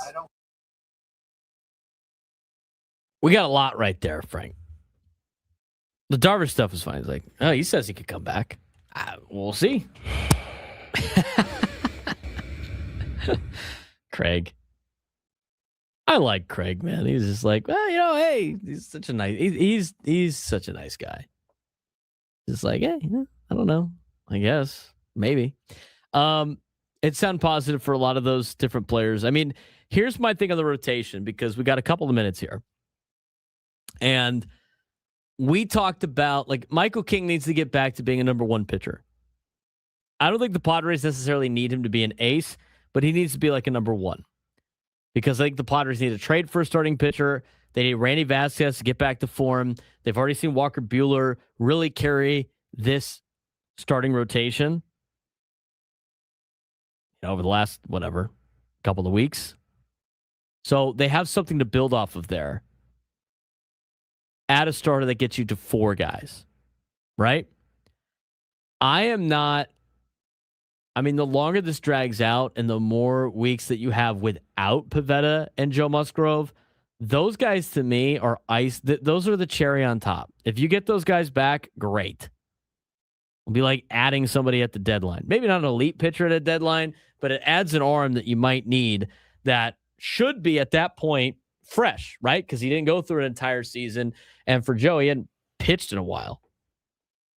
So I think those are positive, but I just, until they're back with the team, it's hard to just in the back of your mind have a plan of like, oh, they're coming back. You really can't make a plan on hoping somebody comes back from an injury where you don't know how they're progressing and you don't know. I mean, they do, but like you don't have a timetable for it.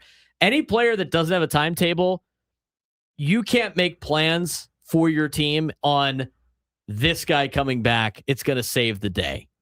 You just can't have that. So I view it as if they come back, it's extra, it's great. But until that happens, it's hard to make them part of your plans, Frank. Yeah, no, those guys have to be plan B and C at this point. You need to go out and find a plan A. It's one of those, again, if they come back, great. If they come back at full song, wonderful. You know, that just makes it even better. But you cannot rely, at this point, you cannot rely on those guys coming back and having a meaningful impact on this season, at least. So now you got to start talking about some of the names that we've seen out there for starting pitching to add an arm. And I understand at the beginning, a couple, and this is why this is constantly changing. I understand why the Padres, or why there were reports that the Padres were looking at bullpen help about a month ago. Because even though the offense was struggling, Frank, there wasn't anybody there wasn't a position to improve upon. Because the players that were not doing well were the players that you're not moving. They're on the team. But now with Ramon Laureano missing probably the entire season, Nick Castellanos is now gone, with some of the moving parts of the team, you now have opportunities and not real any timetable for Jake Cronenworth. I think he's part of this equation too when it comes to you can't have your plan B. This guy's definitely going to come back and save the day. I think he's part of that list too. If he comes back, great.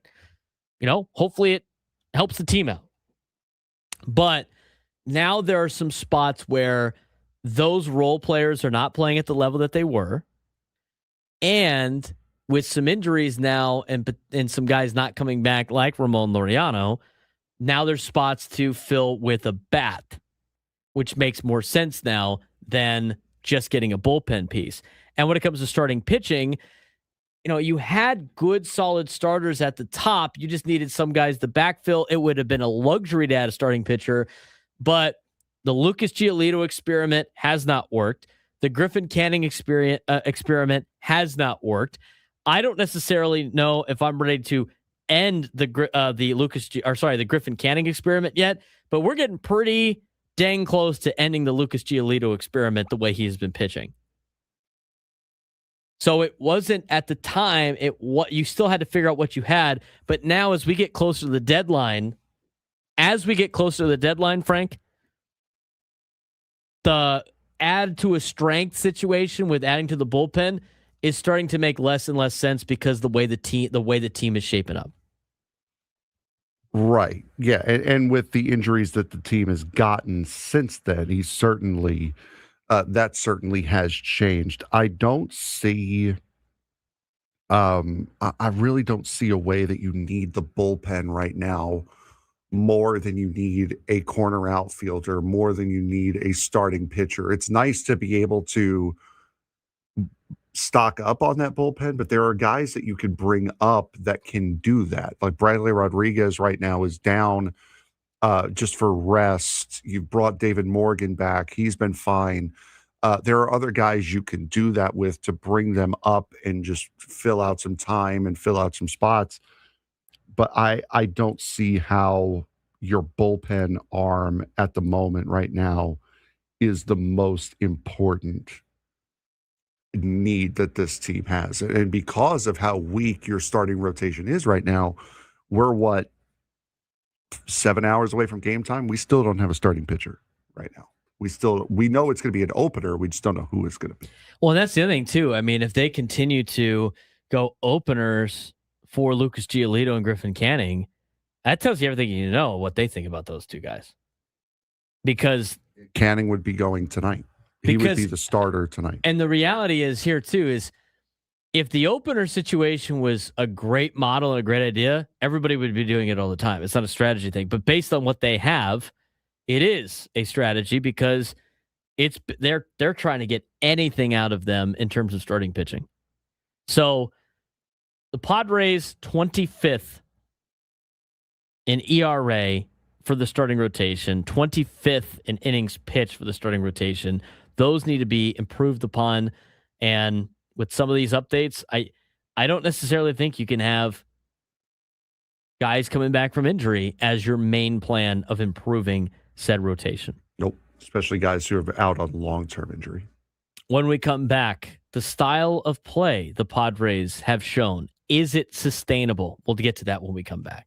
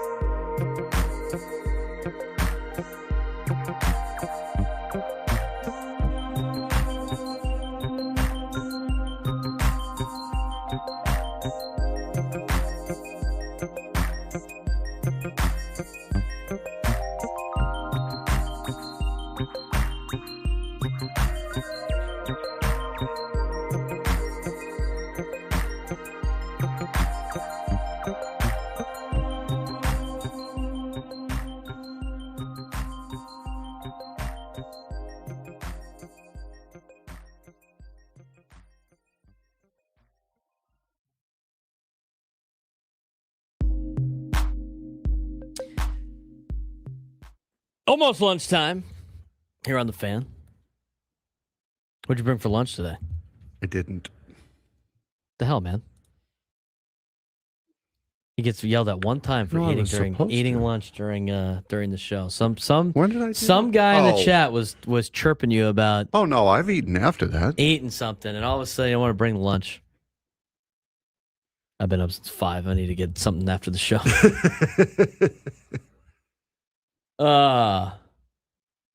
Lunchtime hour. Getting close. He's Frank Marchese. I'm Braden Surprenant. It's the Braden Surprenant Show, Saturday Urban Sports Station 97.3, The Fan. We're going to talk about the Padres here in just a little bit. We do have to get to our sports thread as well, but I do want to remind everybody that we are broadcasting live on YouTube. We do it all the time. YouTube.com/@B_SURP. If you go to our YouTube page, we got a lot of extra content on there, which is fun. We had Frank post the simulator, if you will, the iRacing of the track for San Diego that did really well on there. But we got a lot of extra content on YouTube that a lot of people don't get to see. We get to do that on our commercial breaks live on YouTube, but also if you go to our YouTube page, youtube.com/@B_SURP, that will have all our videos on there. We have NFL updates for you. We later this week we'll have a MLB trade deadline update that's going to have some interesting conversations that we don't have time for on the air, that we have more time for extra content. And when we go to break here on the radio, we have content that rolls on our YouTube page as well. So if you haven't done so already, go to youtube.com/@B_SURP, hit the subscribe button. It's free to subscribe to our YouTube page. If you want to be a member, that would be sweet. Also, you could be a member, and with the membership perks, you get the videos a little bit early. I'm working on the badges and everything like that for the membership perks. Also, as being a member, now, there's different tiers. We do have a T-shirt tier with some of our T-shirts where you get a percentage off of our T-shirts that we've just launched on our store. If you haven't checked that out yet, it's on Shopify. You can Google search the Braden Surprenant Show, or you could go to our YouTube page because on there is a link to our store where you can buy some of our gear. We got a brown and orange shirt that we saw Fridge Watcher repping out there at NASCAR. We got a blue and gold one that looks a lot like one of the colleges in town. We also have one with our graphic art on the back. All the official merchandise up there. Again, it helps us out. We'd love to have you guys rep the show. If you love the show, we are on there. Also, if you are watching on our page, you should be seeing some flashes down in the bottom left corner. That is a direct link to our Shopify page. We are working on a couple more shirts to get out there, and we do have a fun launch coming up in just a little bit with some shirts. I will have some over-the-line shirts coming up as well as we get closer to OTL. So if you haven't done so already, subscribe to our YouTube page. Go check out our Shopify page as well. See some of the merch you can get of our show. Thanks for supporting our show. We really appreciate you guys, making our day fun each and every day. It's a blast talking Padres baseball with you and other sports. Speaking of other sports, it is time now to get to today's sports thread. You know that group chat? The one that's always blowing up with the biggest sports takes, debates, and breaking news? You got barbecue back there, and you didn't invite me? Yeah, we've got that too. Welcome to the Sports Thread, where we break down the top 5 stories in sports, just like you would with your crew. Oh, no! Disaster! What a bad idea! No filters, no silence, just real talk. All right, Frank, what we got brewing today? That's not, well, the Padres and the NFL shutting down Brendan Sorsby. Well, it's mostly NBA today, at least. Number 1. 2 big moves were made. The first one signaled the end of an era in Milwaukee. The Bucks have traded franchise cornerstone Giannis Antetokounmpo and Bobby Portis to the Miami Heat. The deal reunites Giannis with a championship contender alongside Bam Adebayo, while the Bucks begin a new chapter with a package headlined by Tyler Hero, several young players, and multiple first-round draft picks. After 13 seasons, 2 MVP awards, and a championship in Milwaukee, Giannis's departure marks one of the biggest trades in recent NBA history. Did the Heat just reshape the balance of power in the Eastern Conference? And did the Bucks get enough in return for one of the greatest players in the history of the franchise? I think this is a great return for the Bucks. But here's the deal. Like, when you get draft picks, as Jimmy Johnson has always said, it's not getting the draft picks, it's what you do with the draft picks. So Milwaukee does have to execute that part. But they gave up a ton for Giannis. And I don't even know if that's a guaranteed title contender of a team with him being on that team. And here's the thing. We've been talking about this for the last couple of months on our NBA updates, which you can find on youtube.com/@B_SURP, @BSURP. And we knew he was going to get traded. You could just tell it was the writing on the wall. The relationship had become irreparable. It was time to ship him off. I think a lot of people thought it was going to be the Boston Celtics that picked up Giannis. Instead, it's the Heat. It might be a little bit of an overpay, but if Milwaukee can't cash in on the 3 first-round picks that they got, right? 3 first-round picks, then who knows? If Miami gets a championship next year, they definitely won the trade. This is something that's going to develop over the obviously the course of the next couple of years. But I don't necessarily think it makes Miami the team to beat in the East right now. I really don't. No, I don't think so either. And the thing that surprised me the most about that, Giannis been in the league for 13 years. That went by. It felt like he's only been in for like 7 or 8. I wonder how many times people tweeted at Giannis Antetokounmpo that he got traded.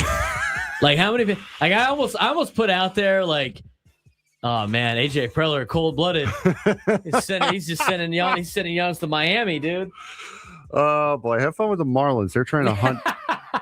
They're trying to hunt down a dog right now. Is what the Marlins are doing. Number 2. Didn't trade his fandom. Another major NBA move shaking up the Eastern Conference is the Brooklyn Nets are acquiring 3-time All-Star Julius Randle from the T-Wolves in a 3-team deal that also sends center Nick Claxton to the Chicago Bulls. Minnesota gains added financial flexibility and did lock up Ayu Dosunmu. Gesundheit. Sorry if I pronounced that wrong.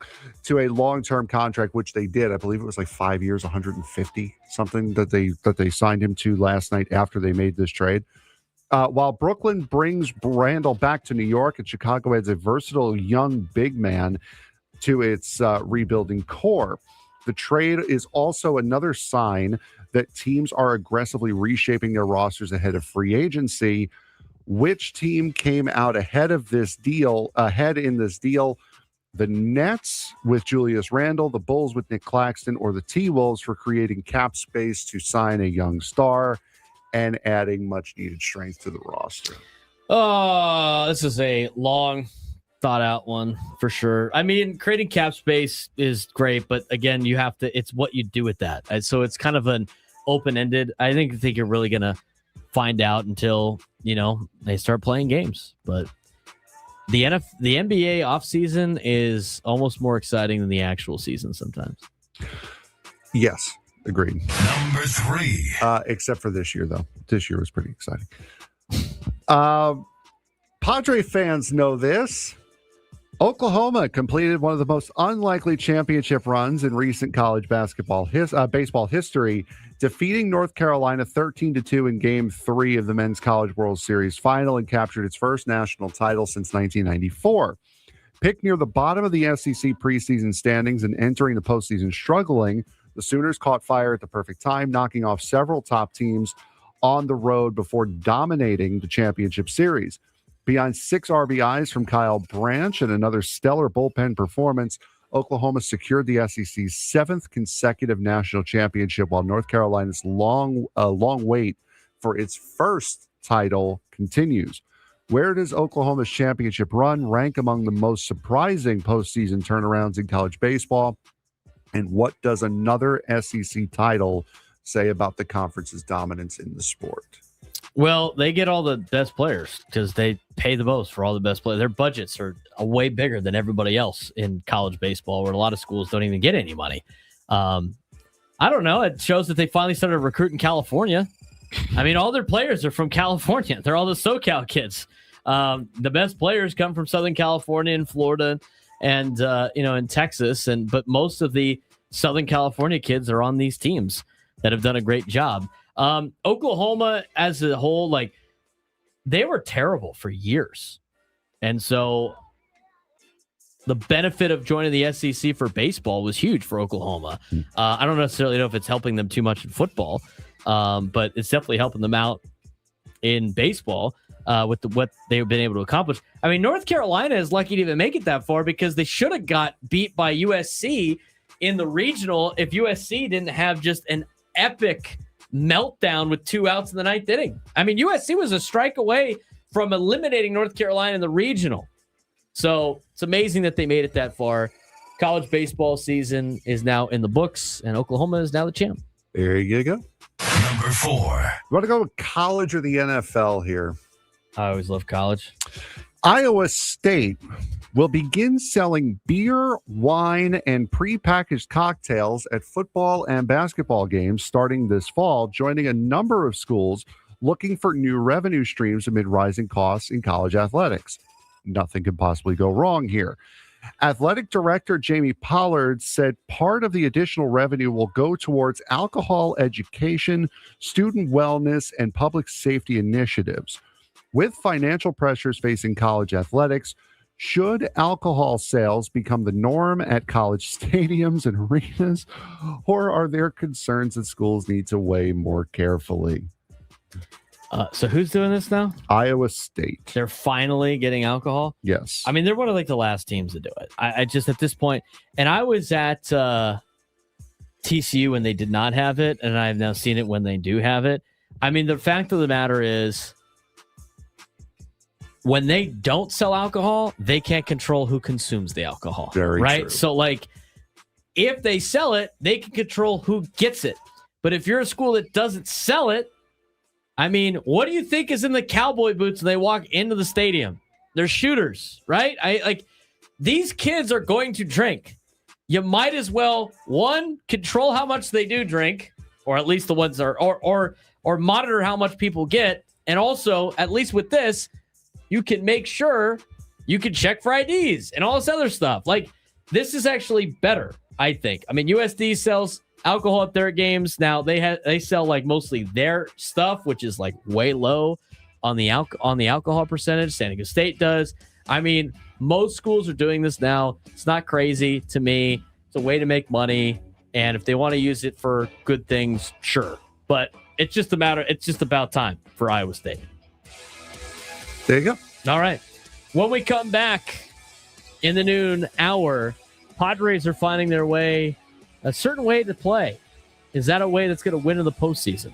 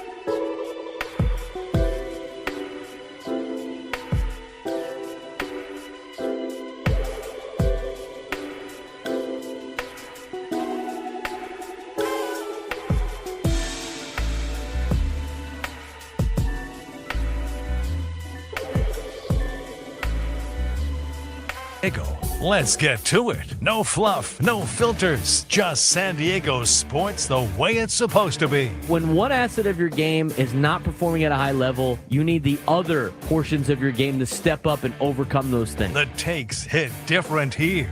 You know, everybody's all worried about the Padres not hitting home runs. The Padres don't need to hit home runs to win games. The home runs are going to come. It's finding different ways to win. This is the Braden Surprenant Show.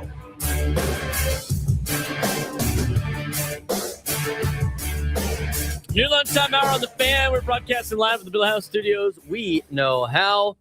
Wow. That's a 5-0 game. Portugal decided to show up today, huh? Yeah, they did.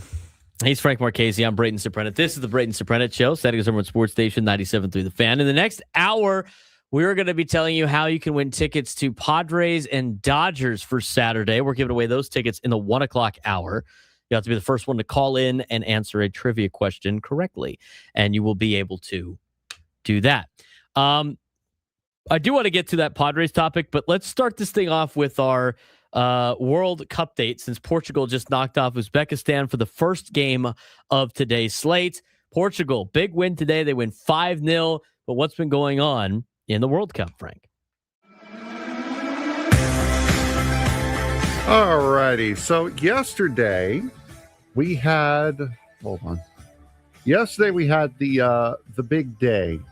The big day, meaning the historic day, as Lionel Messi did what he has done oh so often.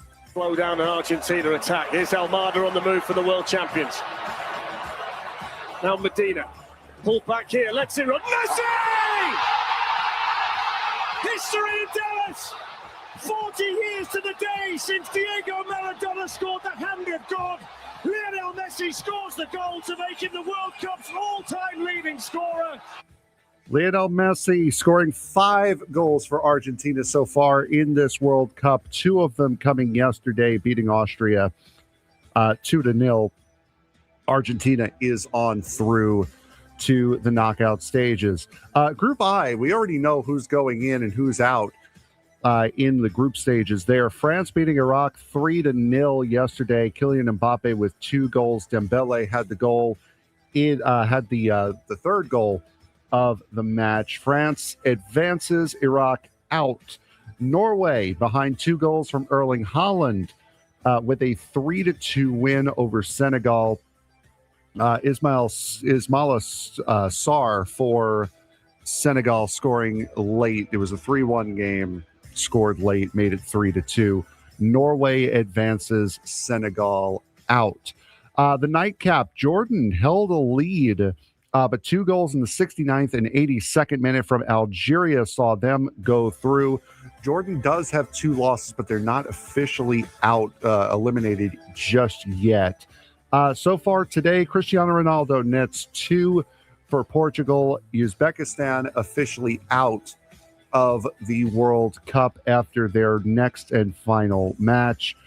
Group L will complete later on today. England versus Ghana at 1 o'clock on Fox. Panama, Croatia at 4 o'clock on Fox. And then Group K will round out the second match day of the World Cup group stages. Colombia versus Congo. Colombia with a win can clinch a World Cup knockout berth. Yeah, Colombia and Congo are basically battling for that number 2 spot, correct? And then you had England and Ghana playing. They'd be fighting for number 1 right now. Colombia and Congo? Yes, because Portugal's only got 1 win. So if Colombia wins, they will be number 1. They will get in. Right. Congo wins, they would be the number 2. Yes. They'd be tied with Portugal, yes. Correct. So, and that's the team that they had a draw with already. Yes. As it stands, here's your teams that are because Frank went through the groups that are still playing today. This will be the final of the match 2, and we move on to match 3 tomorrow.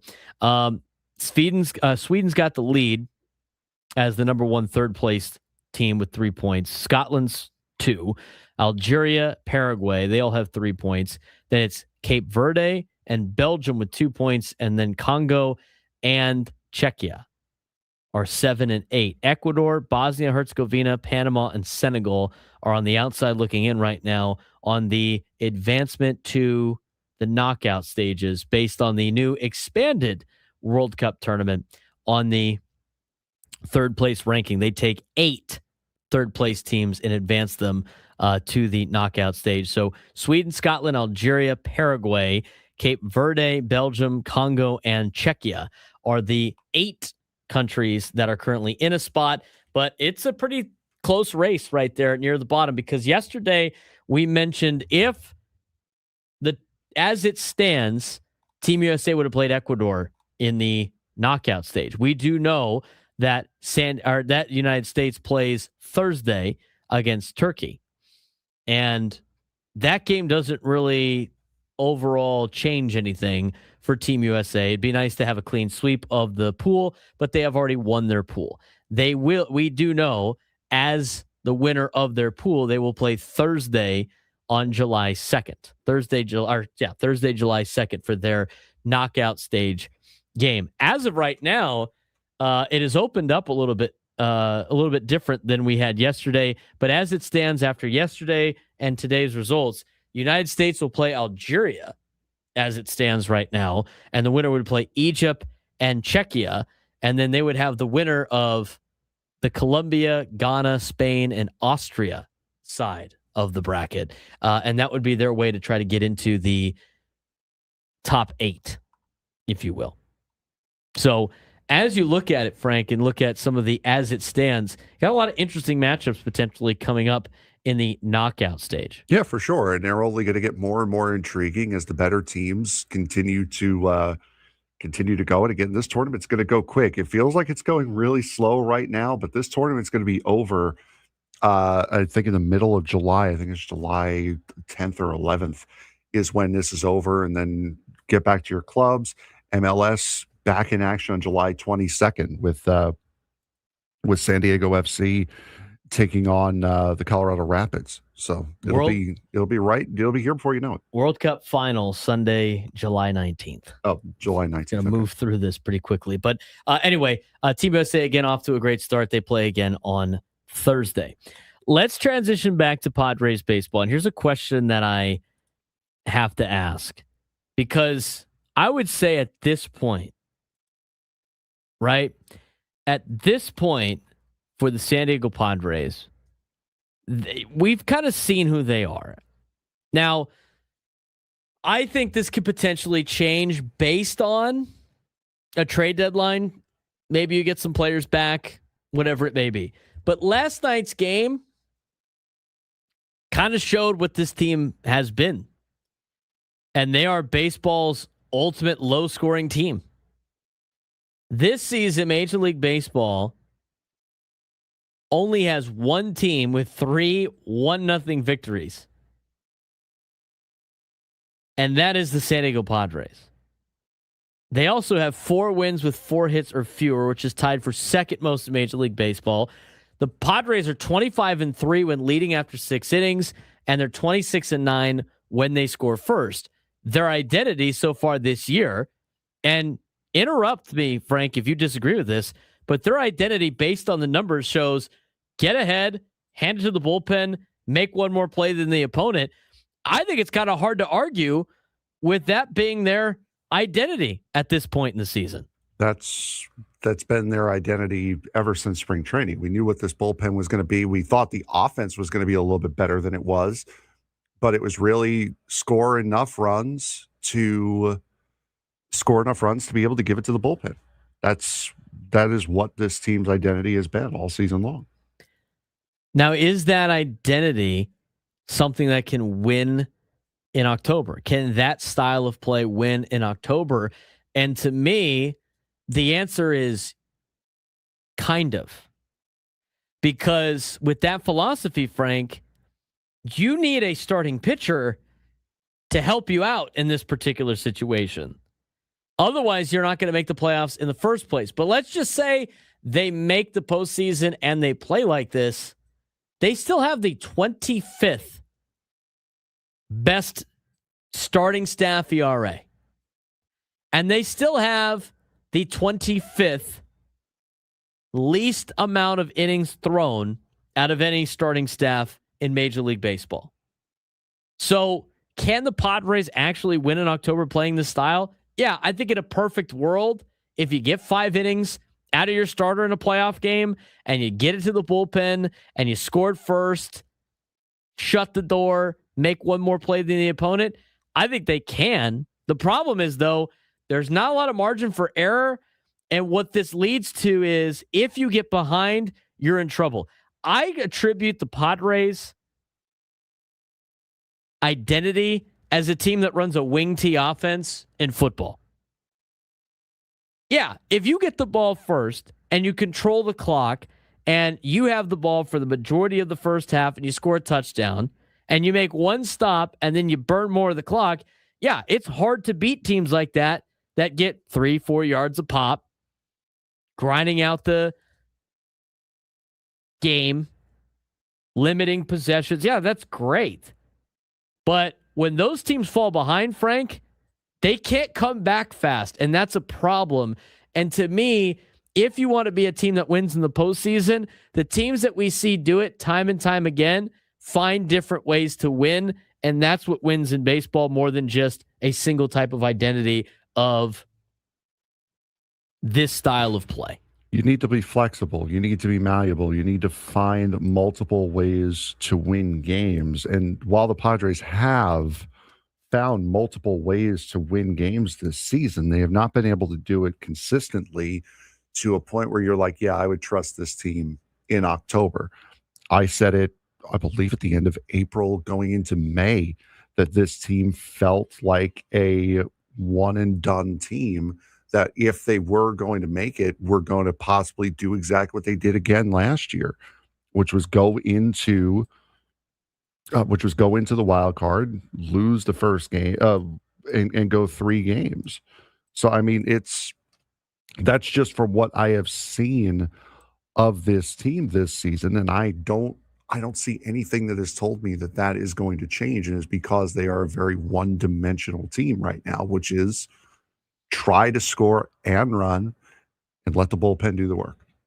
I don't see that this wins individual games. I don't know if you could do that enough. I just, I know great bullpens win in October. I know close games become more valuable. I get that elite defense matters, but eventually you have to face elite pitching, and you can't expect 1-0 wins forever. And the offense has a lot of holes. Gwen and Chris talked about somebody that could improve the offense. I do not have that. We're going to go to break. I'm setting this up for a tease. You interrupted my tease. When we go to break, when we come back, Frank's going to find exactly what I was about to talk about. This guy over here. Are you kidding? I was going to get to it now. We got to take a break. When we come back, who was Gwen and Chris talking about on yesterday's show, and is it feasible? And can the Padres, would it actually work? We'll discuss next.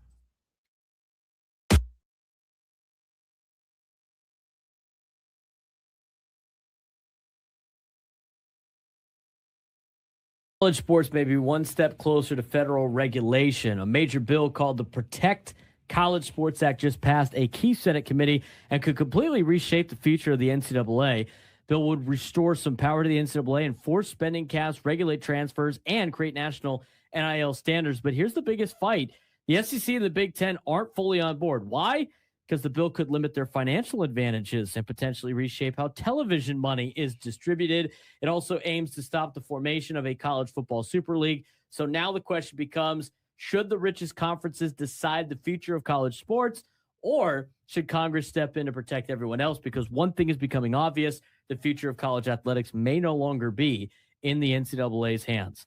One of the biggest stories in college athletics this week happened on Capitol Hill. The proposed Protect College Sports Act advanced out of the Senate Commerce Committee with a bipartisan 19-9 vote, moving one step closer to potentially becoming federal law.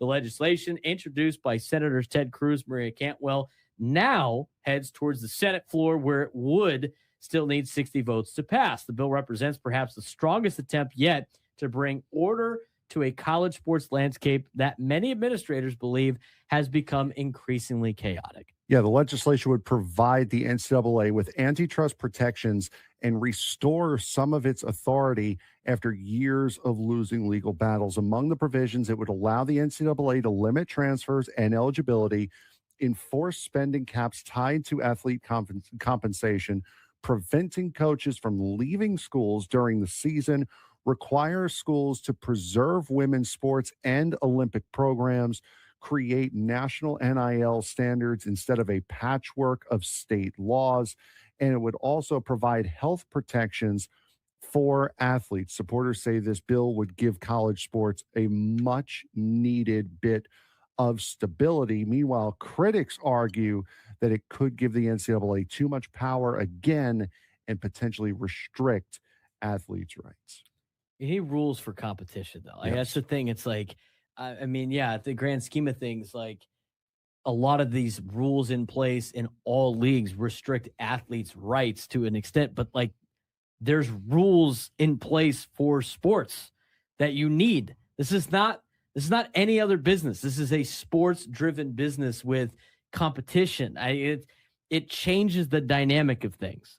It's interesting that's like, if that's the biggest argument against it, I don't see how that's going to win out in the grand scheme of things, just as much as we talk about when it comes to the labor negotiations in Major League Baseball. Now, here's where things get interesting, the TV rights and battle over revenue.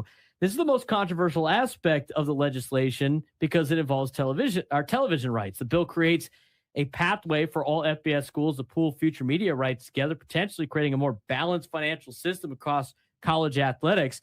Supporters believe this could generate billions and reduce the growing gap between conferences, but that's where resistance begins because the two wealthiest conferences, the SEC and the Big Ten, have withheld their support. In a joint statement, both conferences said revisions are still needed before they can endorse legislation. Their concern is simple. They don't want to sacrifice the massive financial advantages they've built through their own television deals. Well, if you're going to sit there and tell me everything about these are student athletes, we got to make more rules about the competition, everything like that, you can't then go on your high horse and then talk about, oh, well, we still want to make as much money as humanly possible. Like, we got to collectively fix all of these problems. You can't pick and choose when you want rules. Now, as you know, I am an unofficial member of the Big Ten PR staff. This bill needs to go through. I don't care what the Big Ten wants to say. I don't care what the SEC say. This is something that needs to happen because what you're going to do is you're going to drive a wedge between what the fans of your sport want to see and where the moneyed interest is. It's ridiculous at this point. Can we please just do something, one and singular thing for the people watching it and not focus entirely on the profit motive, please, just with one thing.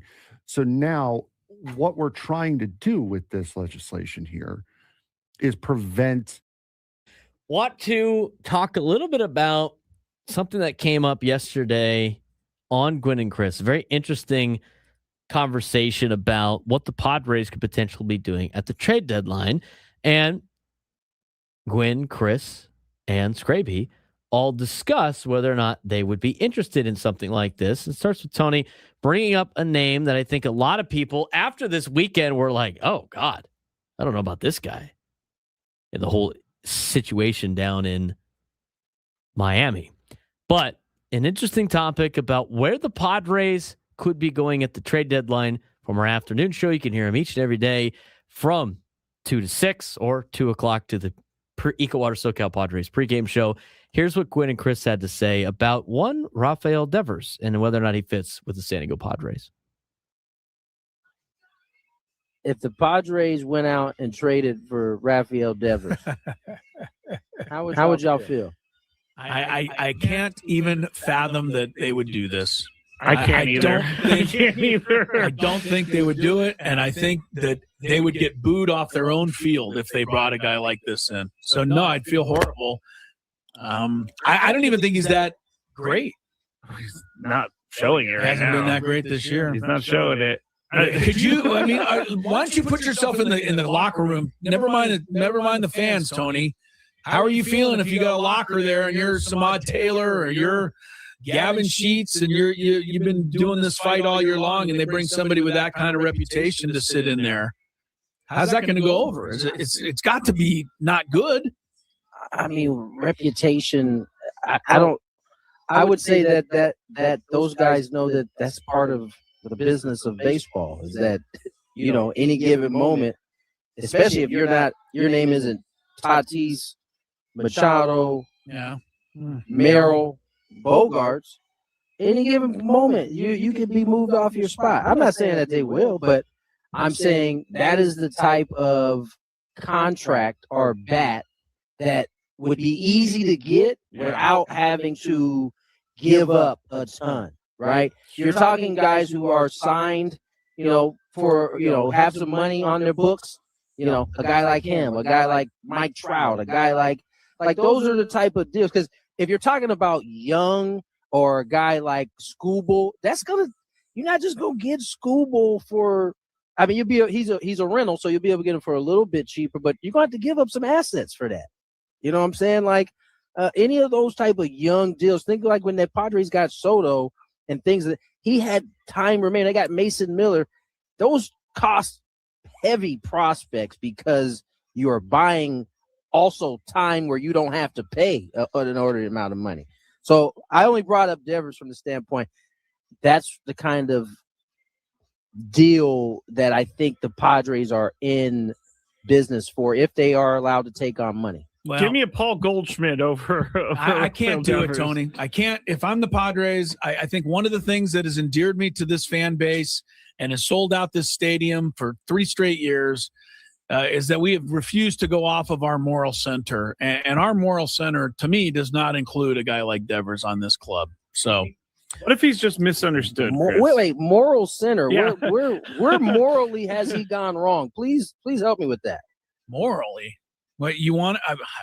I just defying what people ask him to do. 2 organizations. I don't want him part of I don't want him part of this organization. Yeah, I'm not sure if that's morals. I think I don't know if that's morals, ethic. but okay. Morals would mean that morals is more like, hey, I won't kill someone because it's bad. Morally in baseball terms. Okay. That's fine. Okay. Yeah, there we go. There we go. Well, why didn't you just say that to begin with? Because it sounded better without it. I get what you're saying, though, Chris. Yeah, no, I think Chris is right. They have avoided those type of there was a lot. I felt like there was quite a bit of folks asking for what was my name? The righty Bauer, right? Yeah, Trevor Bauer. The team never went that route. No. You know what I'm saying? So you're probably right. Let's talk about this. So that's our afternoon show, Gwynn and Chris. And they were talking about this yesterday. And Tony Gwynn Jr. brought up the fact that Rafael Devers. Now, what do you think about Rafael Devers? What do you mean, Tony? What do you mean I think about Rafael Devers? What do you think about Rafael Devers? I find it to be interesting. I find this conversation to be interesting. He's Frank Marchese. I'm Braden Surprenant. It's the Braden Surprenant Show, Setting Sun Sports Station 97 through the Fan. Let's discuss. I have a couple of takeaways from this. My number one takeaway from this, as you start to connect the dots on what the Padres could potentially do at the trade deadline, the first thing was Tony mentioning that this type of move would be something that the Padres could do. And that is it's not going to cost a lot in prospect capital to get a guy like Rafael Devers, to get a guy like Mike Trout, to get, albatross contracts. Now, I am sure, Frank, there is somebody that's just listening to that part screaming at the radio about we don't need more long-term contracts, right? I get that. But to me, we got the report a couple of weeks ago, right, Frank? Do you remember the Padres might be willing to add payroll? Yes. So I look at that. I look at what the farm system looks like, and I see the fact that the Padres need a bat and I see the situation that is Rafael Devers, and I find it to be intriguing, to say the least. And I will say this from a couple of different perspectives. One, I'm not super into Rafael Devers. I am not a fan of his. I do not think he is necessarily somebody that I would want part of my organization based on the way he has acted as a teammate in Boston and in San Francisco, based on the reporting we get, based on the videos and all that stuff. I'm not physically in that clubhouse. I have never been in a clubhouse with Rafael Devers. I don't know if those antics on the field or his feeling some type of way about where he was supposed to be playing in Boston when they, like all of that nonsense. Okay. I don't like any of that. I think it's a distraction. I think the guy is very much, based on what he has done and what we have seen reported, he seems like an eye guy. I mean, the thing that happened over this weekend where he was refusing to get a pinch runner was like, that's like something you see in a movie. The guy was pulling a Roger Dorn. No, I am not. It literally was a scene from Major League over the weekend. Rafael Devers is on first. He's like, no, not taking a pinch runner. You go back. Whoever the poor guy was that had to come out and run. He's like, am I going in? Am I not going in? He's telling me no. Are you telling me yes? I mean,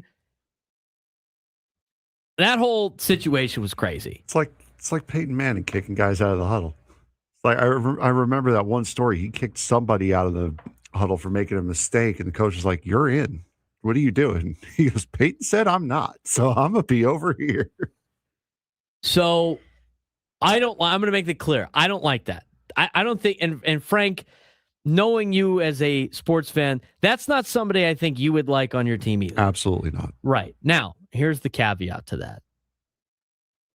I think a change of scenery works a lot for players. Now, did it work out for Nick Castellanos? Not really. He was on the older side of his time. He had seen major loss of production. I mean, Rafael Devers has not been the player that San Francisco thought he was going to be. Rafael Devers has just recently had a change of scenery. He just got traded last year. Well, I'm getting there.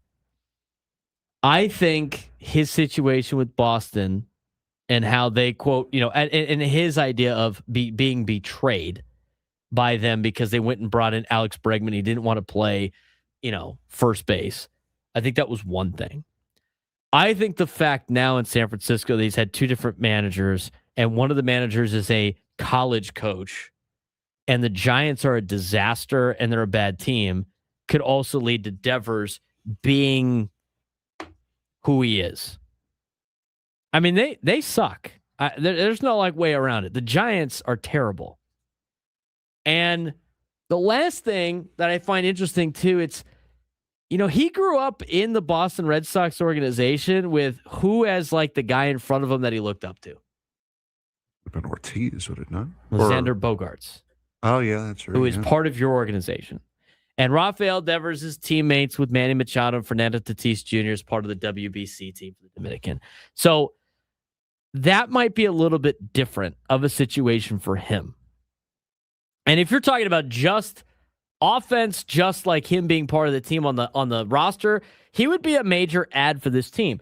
And the only reason why Tony brought him up, of course, was because Buster Olney, who was on their show yesterday, mentioned that the Padres would be willing to take on payroll. This would be a move, Frank, that you would get if the Giants are paying down a large sum, which is what they would do. They would pay off whatever it takes to get rid of this guy. And they've already listened. They want to get rid of this guy. It would not cost you the prospect capital that everybody's worried about. Who did Padres fans not want to give up? Cruz and Schoolcraft and Cash. Yeah. Cruz and Cash. Those are the two. And Ethan Salas, of course.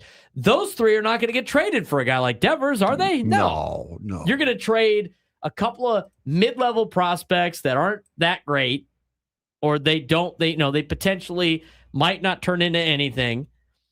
They're going to pay for maybe even if you got 25% off. I'd probably want to have at least close to 50% off, but from that perspective, if the organization is willing to take on payroll, if the new ownership is willing to take on payroll, your way to all the prospect huggers out there of improving your team, because here's the other thing too. They're not selling at this deadline unless they get passed by the Giants. And they are probably not going to sit on their hands if they're in the spot. If everything stays the same right now and they are right where they are right now, which is not even that great, then they're making a move. So if you don't want to give up a lot of prospects, the other way to do it is you get somebody that you think you can get better production out of, or maybe a change of scenery will help them, and you don't have to fit the bill, the majority of the bill, but you're getting a payroll, you're getting a contract off of another team's hands. So Tony mentioned Devers because it's the easiest one to mention. He mentioned Mike Trout, like that would be another guy. I don't think the Angels are ever going to trade Mike Trout, nor do I think Mike Trout is a fit in San Diego. But I find the conversation to be interesting. If Rafael Devers gets reunited with Xander Bogaerts and he goes with two teammates from his WBC team, maybe that's enough to change what's going on. But the risk is you get stuck with him for a long period of time. But at that point, like, you're not going to be paying. The only way he's on your team, Frank, is if a large sum of it is getting paid by the San Francisco Giants, which means you're not fitting the bill, which at that point, let's say the Giants pay half. He counts towards $15 million towards your payroll if the Giants pay half of his contract. Which is like having a normal player on the roster. Correct. I mean, that's like an average player at this point. It's another Jay Cronenworth. Right. So you would have Rafael Devers as a DH, first baseman, whatever, for $15 million a year. Now, you would have him for a long period of time. He's under contract till 2033. But guess what?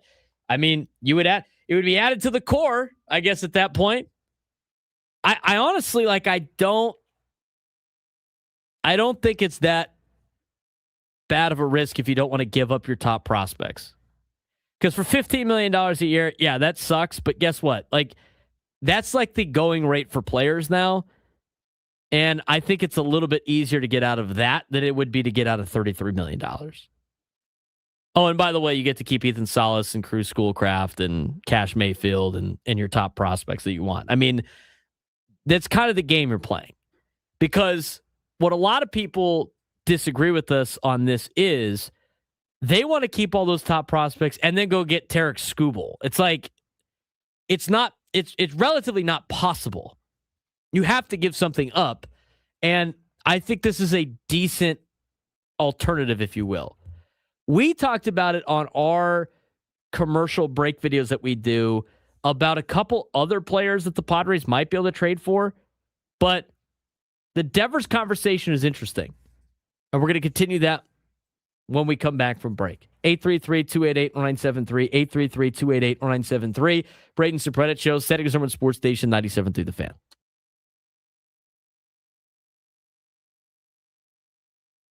Everyone's talking about Tarek Skubal and Joe Ryan, but don't sleep on under-the-radar names heading toward the MLB trade deadline.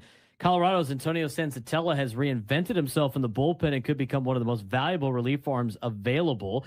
Miami's Peter Fairbanks still throws 97, could be another sneaky bullpen addition. Royce Lewis heating up again in Minnesota. Reed Detmerd's quietly having a strong season with the Halos, and Zach Gallen could benefit from a change of scenery. Meanwhile, Luis Arraez continues to hit over 300 and has become one of the best defensive second basemen in baseball. Every year, we focus on the blockbuster trades, but championships are often won by the teams that find value where everyone else isn't looking.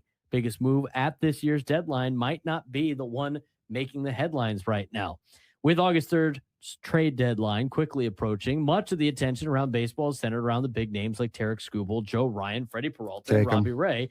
But while those headline grabbers dominate the conversation, contenders are also searching for hidden gems who could make a huge impact in the second half. As history has shown, sometimes the moves that win championships, Frank, aren't the splashiest ones. They're the smartest ones. First name that comes to mind, 2021 Atlanta Braves, who went and got 3 new outfielders and ended up winning a World Series. Absolutely. And relief pitching also very, very important down the stretch. Every contender is looking for bullpen help, and a couple of intriguing names are beginning to emerge. Colorado's Antonio Senzatella has reinvented himself after moving from the starting rotation to the bullpen. Since making the transition and altering his pitch mix, he's posted excellent numbers and suddenly looks like one of the Rockies' most attractive trade pieces. Meanwhile, Miami closer Pete Fairbanks could become one of the best relievers available if the Marlins decide to sell. His ERA may not jump off the page, but his velocity and swing and miss stuff remain intact, making him a potential buy low candidate for playoff hopefuls. Bullpen arms always become expensive in July, and that trend figures to continue. Position versatility is becoming more valuable than ever. Modern front offices love flexibility, and several players who can move around the diamond are drawing attention.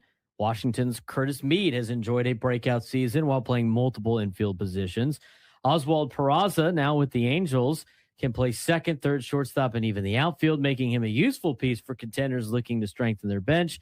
Versatility becomes even more valuable in October when roster flexibility can determine postseason matchups. I think of Ben Zobrist, right? And the long run that they had with the Chicago Cubs being the versatile player. But Minnesota's Royce Lewis could become one of the most fascinating names on the market, despite the fact that he is very much injury prone. Yep. Lewis has always had star level talent. The issue is he's never been healthy in order to show it long enough. After a difficult start to the season that included a trip back to AAA St. Paul, Lewis has caught fire and is once again showing the offensive upside that made him one of baseball's top prospects. At just 27 and capable of playing multiple positions, he can be an attractive option for teams seeking help in the infield. One question remains: will he be able to stay healthy long enough for the trade to mean something? Teams are desperate for starting pitching, but they might have more options than they realize. While everyone is focused on Tarek Skubal and Joe Ryan, several other teams could emerge. Angels left-hander Reed Detmers is quietly putting together a strong season and remains under team control for multiple years, making him extremely appealing. Arizona's Zach Gallen has endured an uneven campaign, but contenders know his ceiling. Sometimes a change of scenery is exactly what a veteran needs to rediscover his all-star form. Secondary arms could end up being just as important as a lot of the marquee names, but offense could be hard to find, and that's significant here in San Diego, who's looking for a couple of bats potentially at the trade deadline. Yeah, several contenders are searching for right-handed power and lineup depth. The Texas Rangers have slugger Jake Berger, who we saw earlier last weekend, remaining one of the players to watch. He has legitimate power, and while he doesn't provide elite on-base skills, plenty of playoff teams need more home run production. And then you also have another guy that we're very familiar with here, San Francisco's Luis Arraez, representing the opposite type of offensive player, bringing elite contact ability, gets on base consistently, and has dramatically improved defensively. His versatility at first and second base could make him an ideal fit for contenders looking for lineup balance. That's the infield, though. The outfield also has some pretty interesting options. Which is also rough for the Padres. They're looking for a bat, and they're looking for guys in the corner outfield spots. And the outfield depth is, well, limited. There aren't many outfielders expected to be available, which makes Colorado's Mickey Moniak particularly interesting. For suffering an ankle injury, Moniak was putting together a solid season, producing extra base hits. He's affordable, remains under team control through 2027, in a market short on outfield help that could help with the value of him, but also for teams looking to add in the outfield. He could be surprisingly popular. To talk about the Padres for a second in terms of like additions, they do need starting pitching help, and they need a bat or two. We heard the rumors of them potentially focusing on relief pitching to try to add to his strength. You never really know what AJ Preller is going to do. In fact, you know, John Fisher said a couple of weeks ago about last year's trade for Mason Miller, we had no interest in trading him, and then AJ Preller called. So Who knows what he has up his sleeve? This Padres offense needs some help. The starting have a couple of different ways that they can attack this deadline based on the restrictions that they have, potentially, of whether it be prospect capital, whether it be taking on payroll, and as I mentioned before, because these are the conversations you have in Sports Talk Radio. And if you missed it in the last segment, we played a clip from Gwynn and Chris where Tony Gwynn Jr. asked Scraby and Chris Ello, how would you feel about Rafael Devers? And his point wasn't necessarily Rafael Devers, but it was a trade to take on payroll for a team that they would have to cover, right? Some of it, maybe half, in a way to improve your team. You would be taking a risk, but improve your team and not have to give up the prospect capital that you would have to give up if you want one of the best names on the market, or guys with young and controllable, if you will. So you could say what you want about Rafael Devers. I would not necessarily be super opposed to it, but what you're signing up for in this particular hypothetical of taking on payroll, I would think right now, all right, I'm gonna need Big Ten PR Frank to take his Big Ten hat off and put take Buster Posey's hat and put it on. Okay. You're the general manager of the Giants. I can't do that. You can. I can't turn my leg back the other way the way he did in that collision. Okay, that's a foul. That is so. Stop it. He draws the foul. I used to be a catcher. I could do that. Therefore, you can make fun of another guy's injury that changed the way that they have baseball rules. That. You know what? You are walking a fine line, my friend. Good luck to you, Brendan Sorsby. See what kind of letter you get from Major League Baseball. Don't worry, I'll go to rehab. I'll be fine. Okay, let's not do that either. He draws the foul. You're gonna hit the trifecta here in a second. Okay, no, I'm not. I'll be fine. I'm terrified. No, go ahead. No, you're fine. You're fine. Continuing this conversation. Okay, let's pretend like none of that just happened. For fun, because this is fun. We have fun on the show. We do this for fun. Have fun with us having fun. Put the Giants general manager hat on. You needed to get, obviously you saw the situation, what happened this weekend. Yes. You need to get rid of Rafael Devers. Mm-hmm. How much of a payroll, how much of eating his contract are you willing to do to get rid of Rafael Devers? It would depend on the prospect capital that I would receive. If I'm getting high-level prospects, I would be willing to eat more of it. More than 50%. Yes. It depends. Okay. You're not going to get a top 100 prospect for him. How much payroll are you willing to take off? I would Again, you're trying to get rid of this guy. I would eat half of it.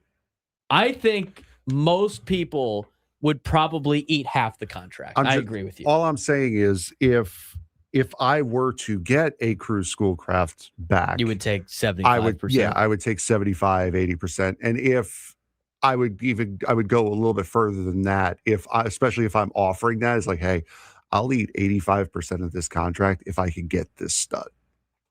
That's what I would do. But if I'm getting like 5 or 6, or if I'm not even 5 or 6, if I were getting like 3 or 4 Brandon Buttersworths, I'd take 55%.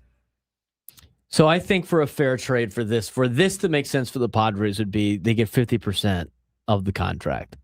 So if that's the case, then he's going to cost you $15 million a year for until 2033, because that's when his contract is up. And that's around the same time that is the exact same year, actually, as Manny and Bogarts, if I'm not mistaken. I'm pretty sure they're 2033 as well. And it's Merrill and Toddy that are 2034. That is correct. So you would then essentially be paying, towards the AAV, because until they put new restrictions in and new rules in, like $31 million is what the AAV costs for Manny Machado towards your luxury tax threshold.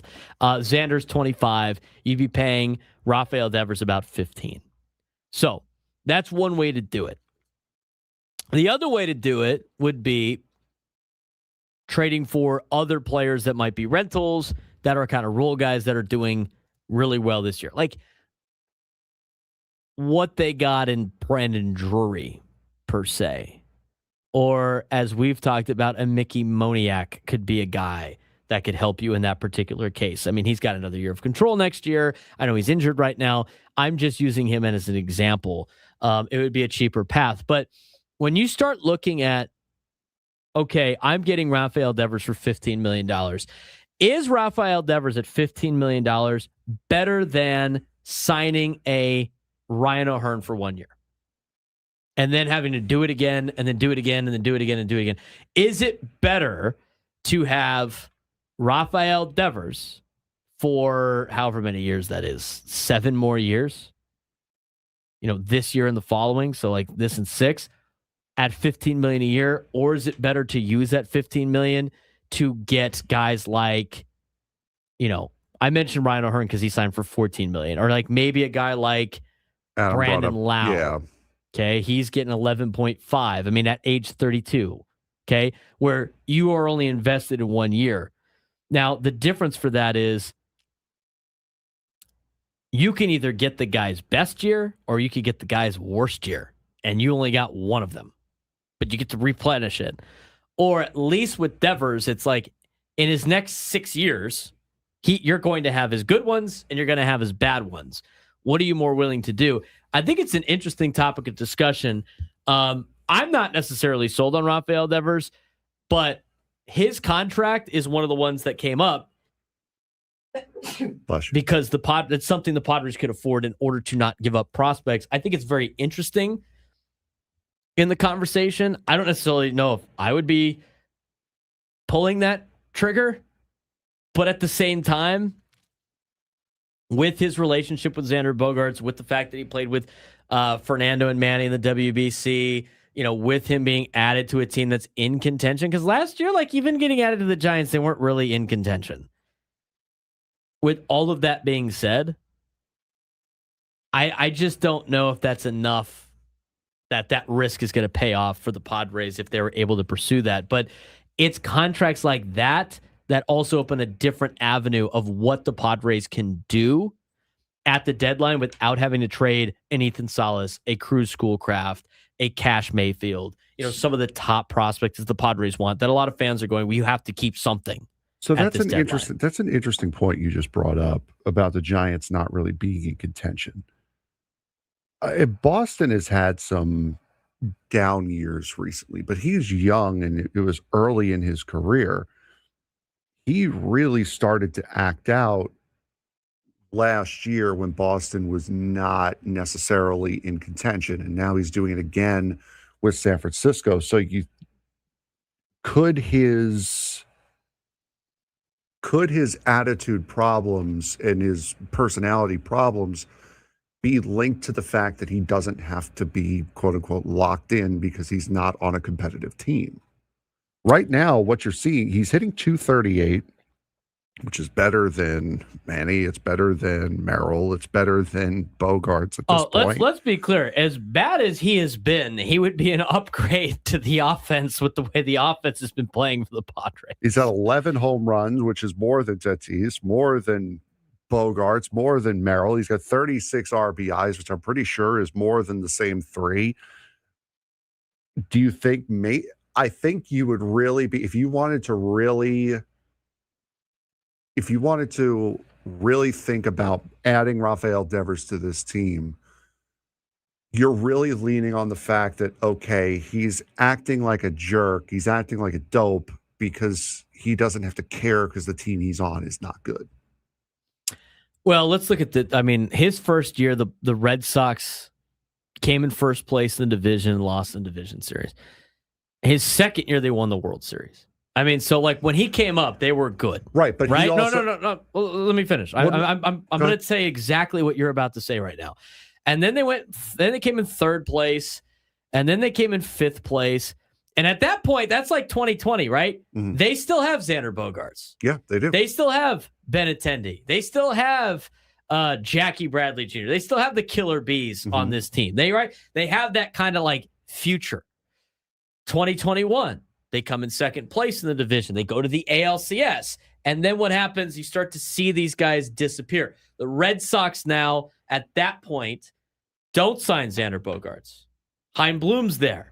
He leaves, right? You start to see the exodus out of a lot of the stars that were on that World Series team for Rafael Devers. And yes, he's sitting there going like, am I going to leave too? Do I want to stay? Hey, prove to me that you want me to stay. So he signs the contract in 2024, that long, massive contract. And you're like, okay, cool. Build around me. We have the money to build around me. And you know what they do? Go and sign a player. They go and sign a player in his position that has an opt-out that's not necessarily helping Rafael Devers.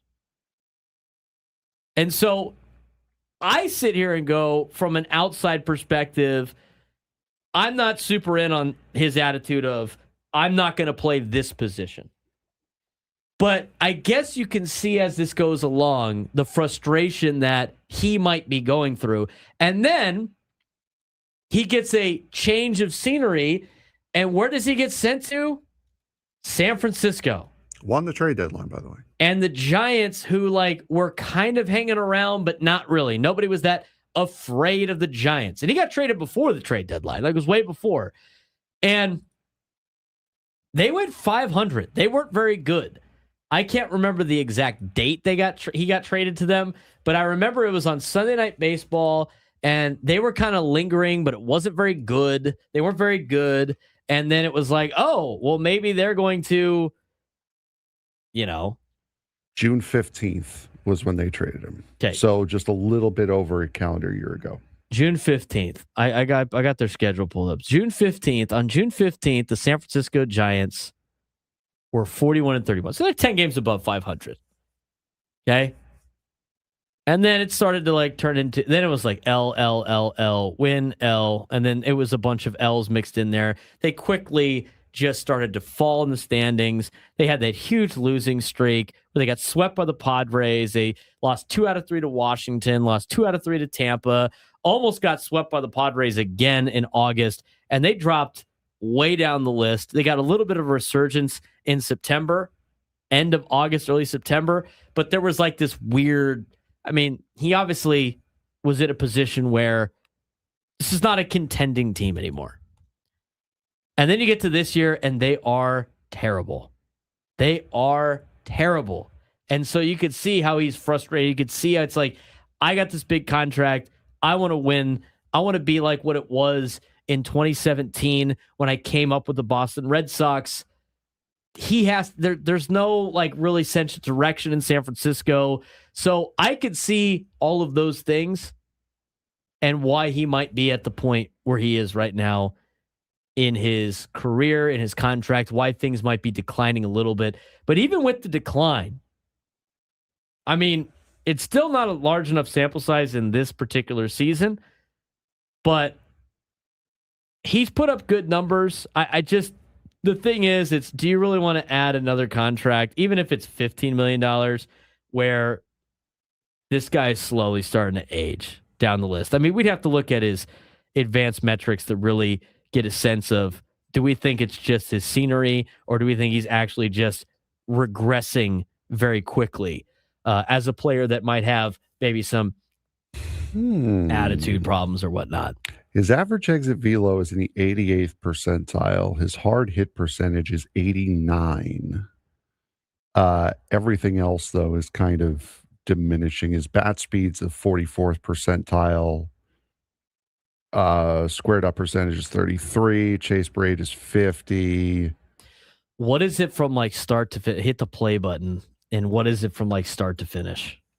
17 doesn't have any. I'll do the bat speed here. They weren't doing bat speed in 18, weren't logging in 19. That was kind of a more good, though. Relative, new thing. Let's see. When we start bat speed, 21, still no bat speed.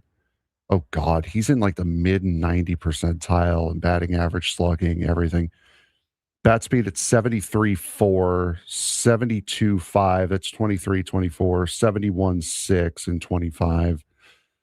71.7 and 26. So he's kind of stayed there, but XWOBA, batting, expected batting average, expected slugging, average velo, barrel percentage, hard hit.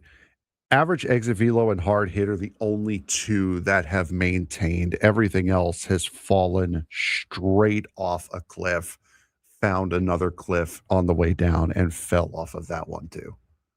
Yeah, but like those are the ones that are not the aging ones. The aging ones are the hard hit percentage, the average exit velocity, the bat speed. And those have dropped. Those were mid 90s. They're in high 80s now, but that's not like an age. That's not an age drop. He's 29. I know. I just, it's the more it's a big risk, I think. Welcome to Manny Sports. It's a big risk. 1 o'clock hour. What was the other alternative that Frank and I talked about, the trade deadline? Well, if you don't want to take out a big contract, maybe you do what the Braves did in 2021. Here are some names that might intrigue you. When we come back, we'll start talking about Padres Braves too in the second half of the next hour. Lots to get to still on the Braden Surprenant Show.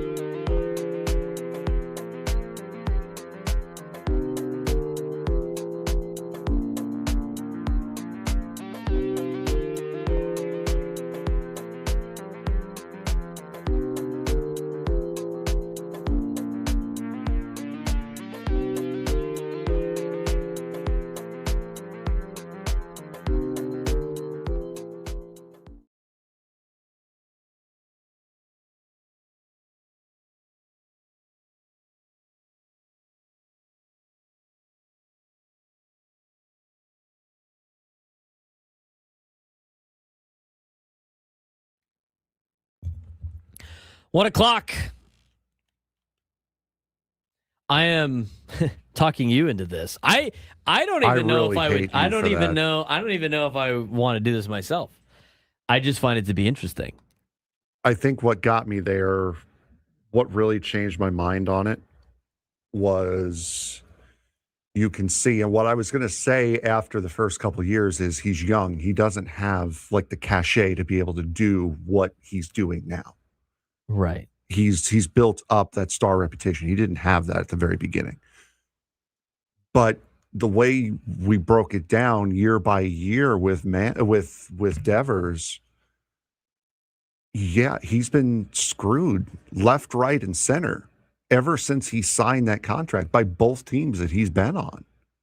So yeah, I totally understand why he's got the attitude problems that he has. He doesn't trust anyone, and nor should he at this point with the way he's been treated. So I think if he can come here, if it does happen, if he comes here and he's just asked to be another one of the guys just melding in and being paid the same as Jake Cronenworth, I think you can see him focus back on his game instead of who's wronging him, and get it back and get some of what he's getting back. And also the fact that he's 29 years old. You're paying Manny until he's 40, 42, 41. You'd only be paying Devers until he's 35. So it's not like 30. Yeah. So he's not going to be rotting at older ages on a major contract. He could still hang around in the league for a couple of years after this contract is done. You would owe him, and this is, of course, based on the fact that you would only be interested in doing this if the Giants paid at least 50%, and it didn't cost you a top prospect. Minimum 50%. And it didn't cost you a top prospect. That's why we're talking about this.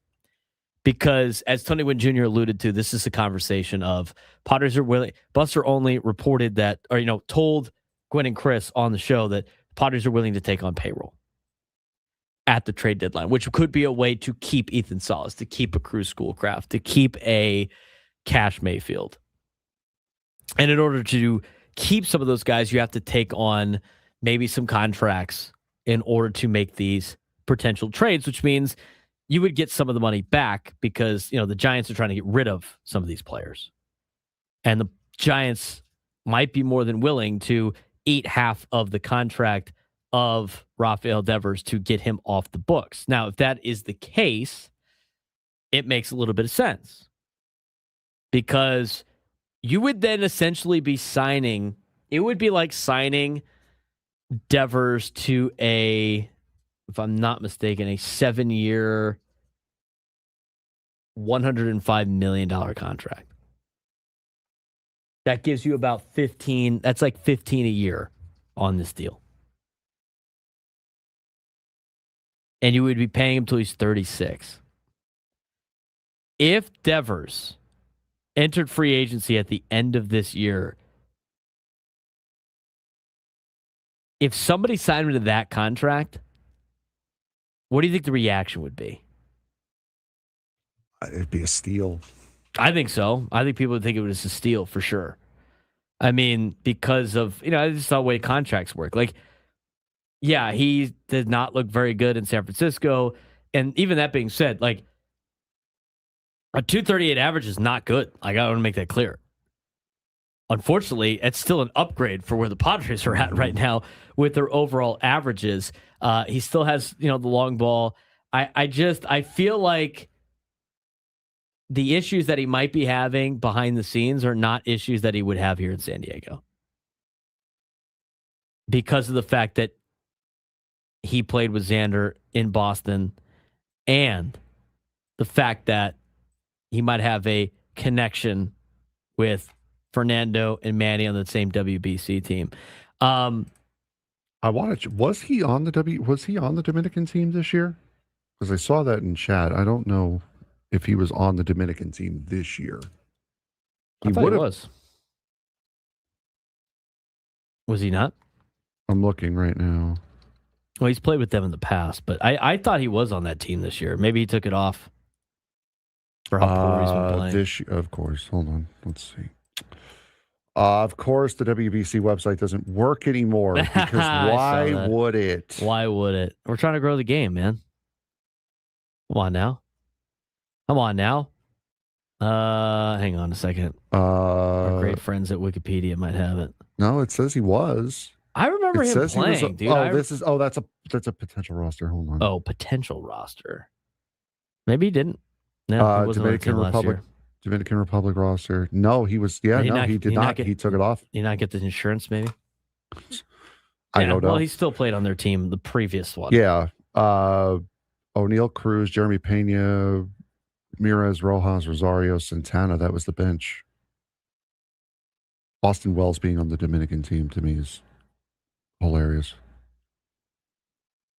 Is his mom Dominican? I'm just saying with just the makeup of the team. It's hilarious to me.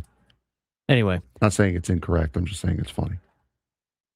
And here's the thing. Like, you were against for a long time trading the division. That is such a fallacy for people. Like, I know. And it is like, and everybody that, thinks they're a fan, like, they're never going to trade in the division. They don't care. It's not like these guys all know each other very well. Okay, they all the GM meetings together, the winter meetings together, all this stuff. Like, that's not a problem for these teams. And I was told this a while ago. I was telling Frank this off air because Frank's always been, and I used to be like that too. Like, why would you ever trade within the division? And I readily admit that it's archaic thinking, but I still can't get over it. You should be making trades that benefit your team, and you're thinking about your team first. And if it benefits your team, you shouldn't be worried about other teams in your division because you have to play them. That's more of a something fans worry about because they don't want to get burned by the guy that they didn't like forever, but they don't want him to burn them. So it's like they hate the whole like interdivision trades. I mean, there might be some teams that operate like that, but you can't really say that that's like a reason why they're not going to do it. If I improve my team and we got better, if I'm worried about what the other team got more than I'm worried about my own team, then I'm doomed from the get-go. So to say that it would never happen because it's trading within the division is a fallacy. Another one like that was mentioned about like never trading the division was Giants aren't going to eat that much money. I think they would.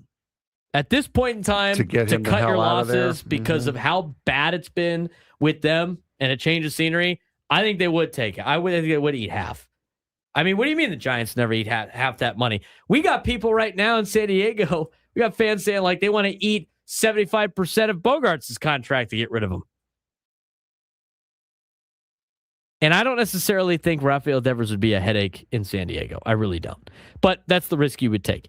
And here's the thing. Everybody always wants to have like these trades where the Padres give up nothing. And then they get back the greatest players ever at the deadline. And why don't we just do that? Oh, well, I don't know.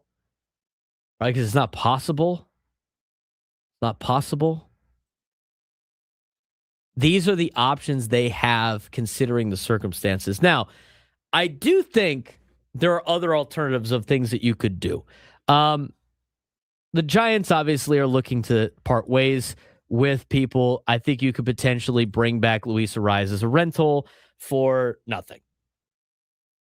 I mean, pretty much not a lot.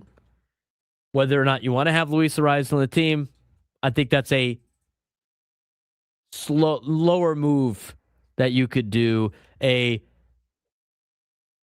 more conservative move, if you will, to improve your team. You can have him go back to second. You can have him play second base. He's been playing a good second base. Hopefully improves your overall lineup a little bit. You can put Fernando in the outfield and carry on your way. You could also make a move for Mickey Moniak. Again, both these guys are in the division, so take that for what it's worth. Mickey Moniak's been playing well. I know he's been hurt as of late, but these are like the lower moves that you can make to improve this team. I think if you brought in both of those players, it's not going to cost you your top three prospects. They're basically rentals. Moniak is got one more year of arbitration left before he becomes a free agent. Local kid, right? I know how much we love that here in San Diego. So you have the outfield help. You bring in Luis Arraez, helps the infield. You can put guys back in spots that they need. Lineup looks a lot better. And then you can focus on maybe using one of your top prospects, not named Ethan Sala's first starting pitcher, and there's your improvement. That's kind of like the add on the margins approach to the trade deadline that the Atlanta Braves did in 2021, which I agree. We said it on our YouTube video on the updates on the MLB trade deadline, which you go to youtube.com/@B_SURP to check that out. You can also watch on our YouTube page as we go live because it's during our commercial breaks. I mean, I think that is another route that they can go. But I don't think the Padres are in a position to just put all their eggs in the Tarek Skubal basket for a rental and think everything's going to be great. I just don't think that's going to be the case. So I thought, and the whole, I thought Tony kind of laid out the whole taking on payroll guys like Rafael Devers into an interesting conversation, Frank. And that's the reason why we're having this. Don't be influenced by what Moniak did at Petco Park. This is from Go Aztecs in the chat. He's hitting 285, 12 homers, 28 RBIs. Yeah, he's had a great year. I'm he's taking missed that. time. Yeah, I'm taking that 10 times out of 10. I mean, at this point in time, anybody that hits over the team average of 218 is probably better. Left fielder. There's your replacement for Ramon Laureano, right there. Like we said, I mean, you could put Laureano, you could put Tatis in right, you could put Moniak in left, you could have Arraez play second base. I mean, there's your deal. And a good old LCC boy. So there you go. Yeah, there you go. That Mud called the Cathedral Catholic Don. I'm sure that upset a lot of people when he said that. Somebody in the chat asked, what are his road splits? He's hitting 246, 3 homers, 11 RBIs on the road. Slightly different on the road in terms of the average, but all the other numbers are pretty much the same. Yes. Do not buy into the Coors Field nonsense. He's got a 772 OPS on the road. It's solid. It's not like knock your socks off. But those are the type of players you're going for. Like, again, a lot of people just we need Yordan Alvarez. That's going to cost you a lot more. Like, it's just, and that's the argument that Tony was making in this yesterday was it's going to cost you all of these prospects that people don't want to trade, where you can find different ways to make this work. And the funniest thing is Frank, the people that always go, you can't trade these prospects are the same people that want you to just go get Tarek Skubal. Just go get Yordan Alvarez. I mean, it's not going to be, these are the type of players that you can get. And until you start naming names of players that are better options at lower cost, you're just throwing stuff out there going like, you can find something better. Well, then what is it? I would love to know. Why is Trevor Bauer putting out a video of him leaving the Long Island Ducks to go back to Mexico like anyone cares? He's a social media guy. That's what social media guys do. They do things like that. I don't know. 40,000 views, only 400 likes. It's like, bro, what do you... First one to mention him in a Padres uniform in the chat gets banned permanently. Yes, that is a perma ban. That's a rule we set up a while ago too, but it is worth reiterating. So anyway, don't even say it ironically. I don't. Sometimes I feel like the trade deadline, and we got a lot of ways to go. I mean, Padres still need to announce a starting pitcher for tonight. Last text saying Taylor Ward. Let's see what his numbers are. I think a lot of it is we could get this guy for a bunch of prospects I've never heard of, and it's going to work out great, where that's not necessarily the case for a lot of these deals. But I thought the Rafael Devers conversation is very interesting. And I honestly think trading in the division is not something you should worry about. I think I've slowly started to convince Frank of that.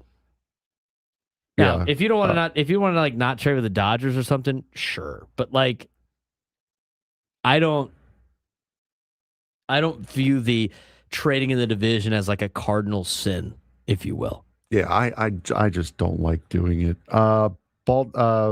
Taylor Ward with Baltimore's hitting 258, 5 homers, 22 RBIs. We think that's better. I mean, slightly, I guess. Over Moniak? I'd probably take have Moniak. Yeah, I'm taking Moniak, especially if Moniak comes with a year of control left. Right. Taking that. Who's I'd probably take Devers over that. Devers over what? Over Taylor Ward. Oh. Devers at $15 million. I mean, $15 million. What is an average player going to look like? What is an average player salary going to be in 2028? It depends. It really it depends on what the CBA. It depends on the salary cap. Well, the other thing too, it's like, what about Fallon Augie? That's funny though. The other thing too is he draws the foul, which I don't know what kind of conversations they're having about the labor negotiations for if they do get a salary cap before everybody starts like, oh, never. If they do get a salary cap, Frank, how do you grandfather in these massive contracts? Like in the NHL, wasn't there like a buyout to get rid of people?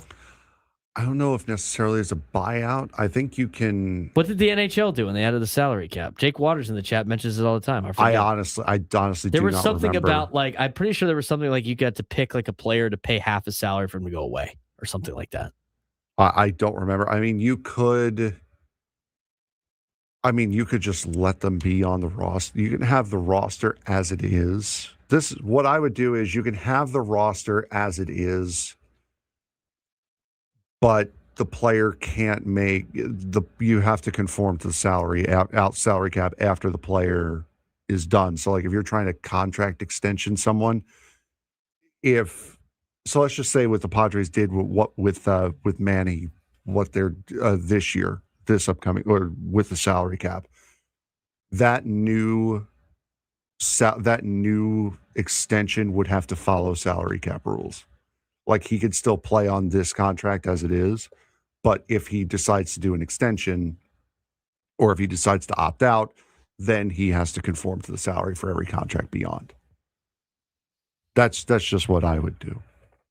Well, the interesting thing about some of these, it's like there's a reason why a lot of teams have been loading up on contracts with this new salary cap potentially coming in, right? Mm-hmm. So anyway, interesting conversation. 833-288-0973, 833-288-0973. For people just tuning in, this context of, in order for the Padres to acquire a guy like Devers, half the contract that's to be paid for is about $15 million. How would you allocate those assets? I think it's an interesting topic of discussion.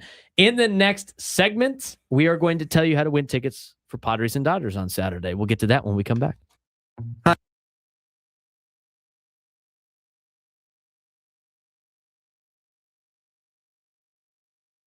NFL minicamps are over and training camp storylines are already taking shape. In Chicago, Caleb Williams and Ben Johnson are building strong chemistry as the Bears focus heavily on improving Williams' accuracy. Minnesota has a fascinating quarterback battle brewing between Kyler Murray and J.J. McCarthy, while Atlanta's competition between Tua Tagovailoa and Michael Penix Jr. will finally heat up in camp. Buffalo players are loving new head coach Joe Brady's relaxed approach, but can he balance being a player's coach with maintaining discipline? Denver is already raving about new receiver Jalen Waddle. Cleveland's rookie receivers have impressed, and San Francisco may have found a hidden gem in rookie linebacker Jaden Duggar. As teams head into summer break, biggest questions remain at quarterback, and training camp can't get here soon enough. As teams wrap up mini camps and head into summer break before training camp, every organization now has a clear picture of where things stand. OTAs and minicamp don't determine championships, but they often reveal storylines that become major themes once the regular season begins. From quarterback battles to coaching philosophies and emerging stars, NFL's offseason program gave us plenty to talk about. Let's start with the quarterback position, Frank. Yeah, the quarterback situation remains front and center throughout the league. In Arizona, new head coach Mike LaFleur still doesn't have clarity under center. Jacoby Brissett's contract dispute kept him sidelined during practices, leaving Gardner Minshew and rookie Carson Beck to take most of the reps. It's hardly an ideal start for a team trying to establish a new culture. In Atlanta, the quarterback battle between Tua Tagovailoa and Michael Penix Jr. is still unresolved. Penix was limited while recovering from an ACL injury, so training camp should provide the first true opportunity to determine who wins the job. Minnesota is setting up another intriguing battle. Veteran Kyler Murray is learning Kevin O'Connell's offense while J.J. McCarthy continues to develop.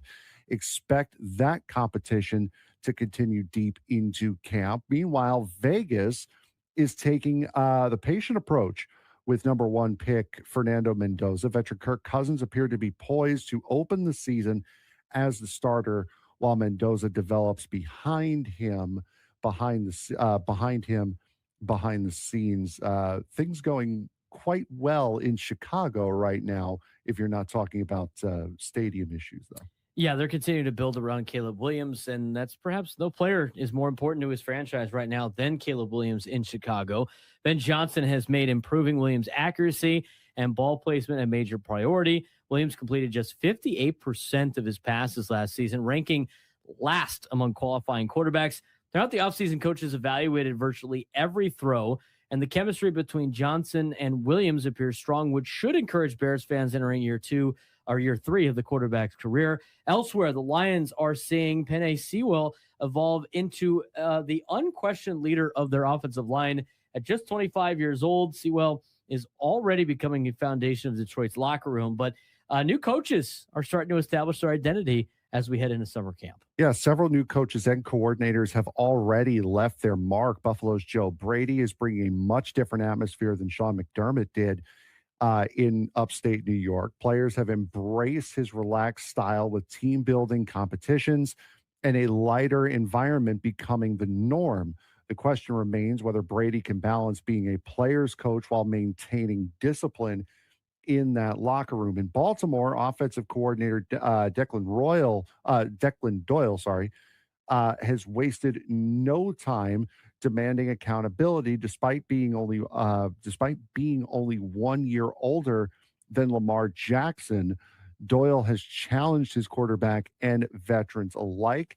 And in Dallas, they are also excited about first-time defensive coordinator Christian Parker. Early reviews suggest communication issues that plagued the Cowboys last season have already immensely improved. Young talent is making a lot of early impressions. Several young players turned heads this spring. Denver's addition of Jalen Waddle has energized the Broncos offense. Coaches already excited about how he can elevate Bo Nix's development when Bo Nix, in fact, comes back from a brutal injury last year in the playoffs. In Cleveland, rookie receivers Denzel Boston and Casey Concepcion impressed throughout practices, providing hope for an offense that desperately needed playmakers. Miami is counting on year 2 breakout for defensive tackle Kenneth Grant to improve on one of the league's worst run defense. And in San Francisco, the rookie linebacker Jaden Duggar has emerged as a dark horse to contribute immediately thanks to his size and athleticism. Seattle's running back situation has become one of the more fascinating competitions in the league, with rookie Jadarian Price and George Holani battling to replace much of Kenneth Walker's production. But contenders starting to fine-tune for another run as we take a look at defending Eagles, or actually a couple of defending champions ago, Philadelphia Eagles receiving good news this spring. Yeah, their offensive line is healthy and adapting to a more wide zone scheme under new coordinator Sean Mannion. Lane Johnson and company believe the change could spark an offensive resurgence for the Eagles. In Green Bay, star tight end Tucker Kraft expects to be ready for week 1 after tearing his ACL last season. Kansas City has an interesting battle brewing at right tackle, while the Chargers offensive coordinator Mike McDaniel has even altered Justin Herbert's footwork in hopes of speeding up his release. Pittsburgh may finally move TJ Watt around the formation under new defensive coordinator Patrick Graham, creating new ways for not only the defense for Pittsburgh, but also for him to attack offenses. A lot of teams, though, are not having things go in the right for the next couple of weeks into the next month. August 3rd is, of course, the trade deadline. We talked a lot about the conversation that Gwen and Chris had yesterday on the show about what could potentially be up the Padres' sleeve during the trade deadline. Not necessarily Rafael Devers, but players like him is a different avenue the Padres could pursue if the reports are true from Buster Olney about how the Padres could be willing to take on payroll. All right.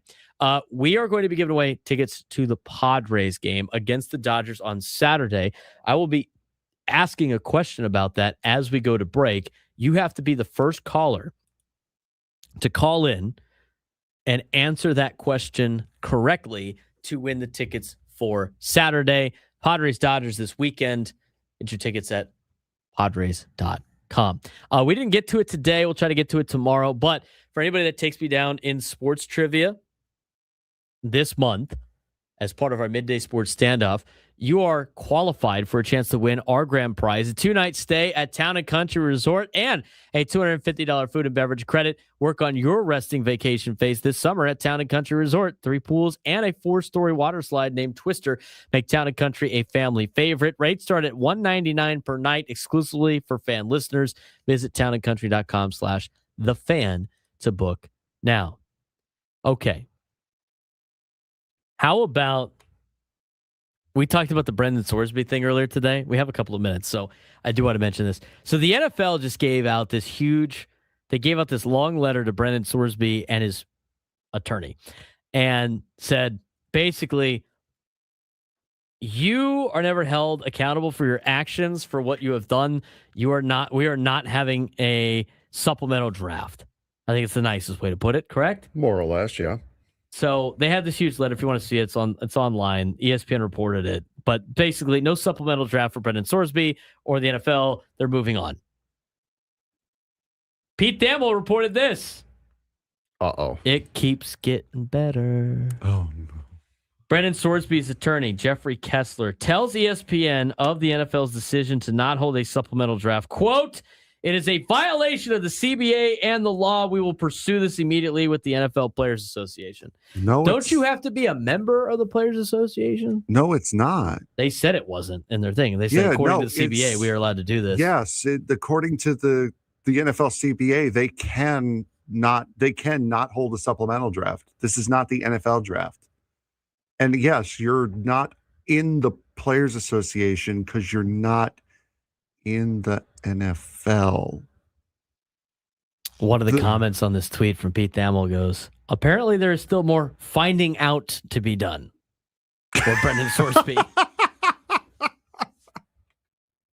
Why doesn't he just become a lawyer at this point? I mean, the guy knows the courthouse like the back of his hand. He's like the meme. He's like Zach Galifianakis in The Hangover. He's like, "I'd like to sue someone, please." I mean, what are we doing? Did you see Goaz Texas comment? Sorsby enjoys court. Maybe he was the Buffalo Wild Wings petitioner. How many people need to tell this guy no? And it should have been a lot more than have been. And that's where this problem has started, is that no one told him no before. He's probably never been told no ever in his life. Exactly. Never been told no. By the way, this happened yesterday too. This was, somebody told me this yesterday at the game that they had heard. Maybe it's true, maybe it's not. So I was listening to this going like, what is this guy talking about? I'm at the Padre game and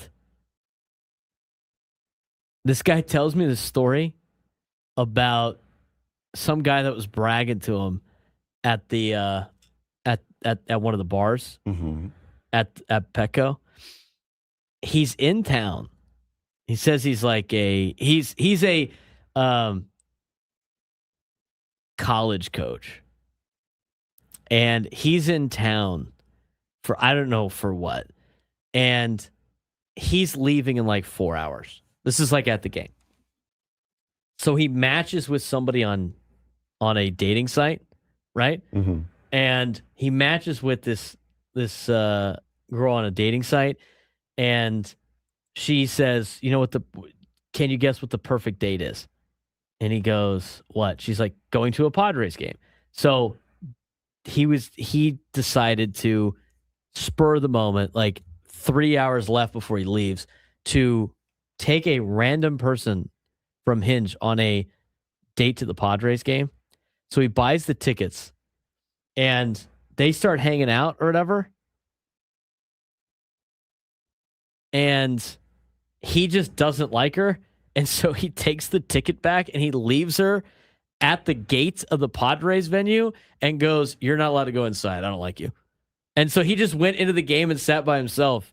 And he was bragging about it, how like he needed to do that because she was so awful. I'm like, that is the most horrific thing I've ever heard. How bad is the first date if that's the, I mean, what are we doing? Can you believe that? Do you believe that people are doing stuff like that? He draws the foul. Frank's jaw is to the floor. He draws the foul.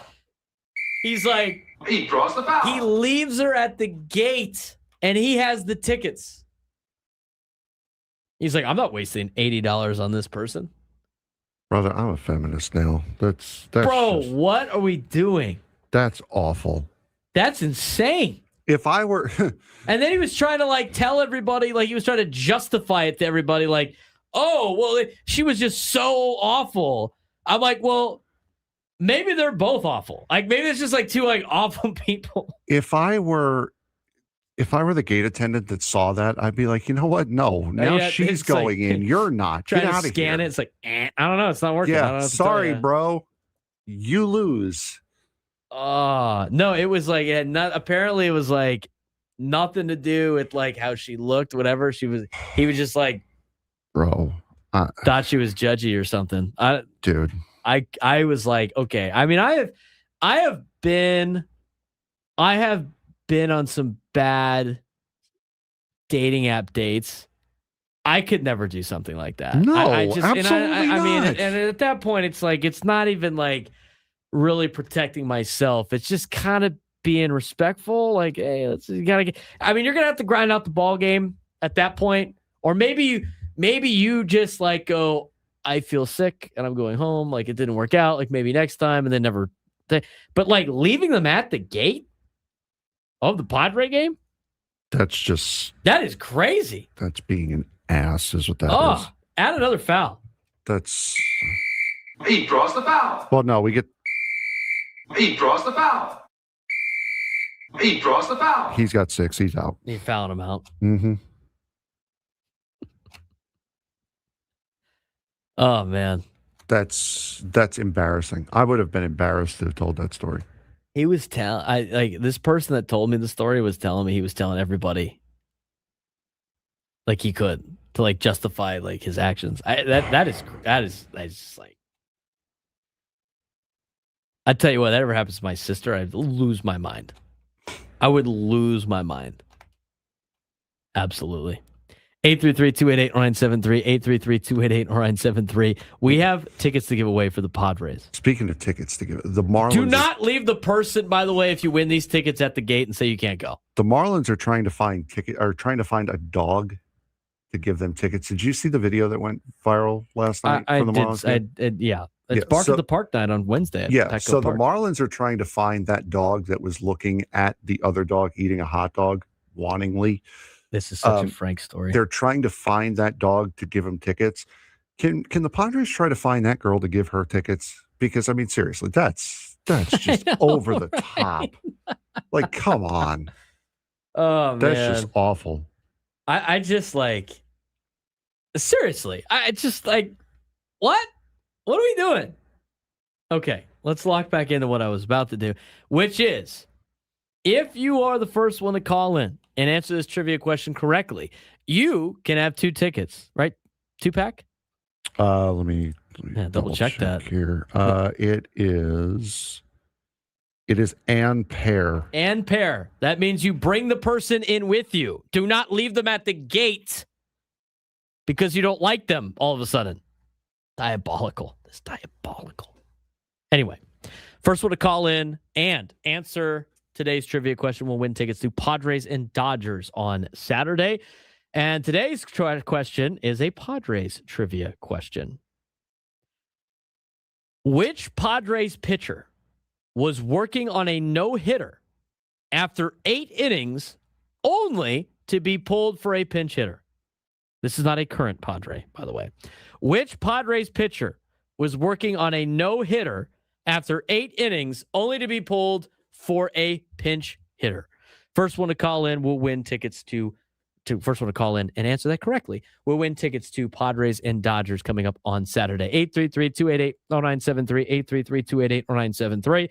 When we come back, we'll preview Padres Braves Game 2 and announce who won today's tickets. Final segment, Braden Surprenant Show, San Diego's number 1 sports station, 97 through the Fan. On victory lane, climbing out of the truck, make some noise one more time for your race winner of the Navy 250, Wayne Ray.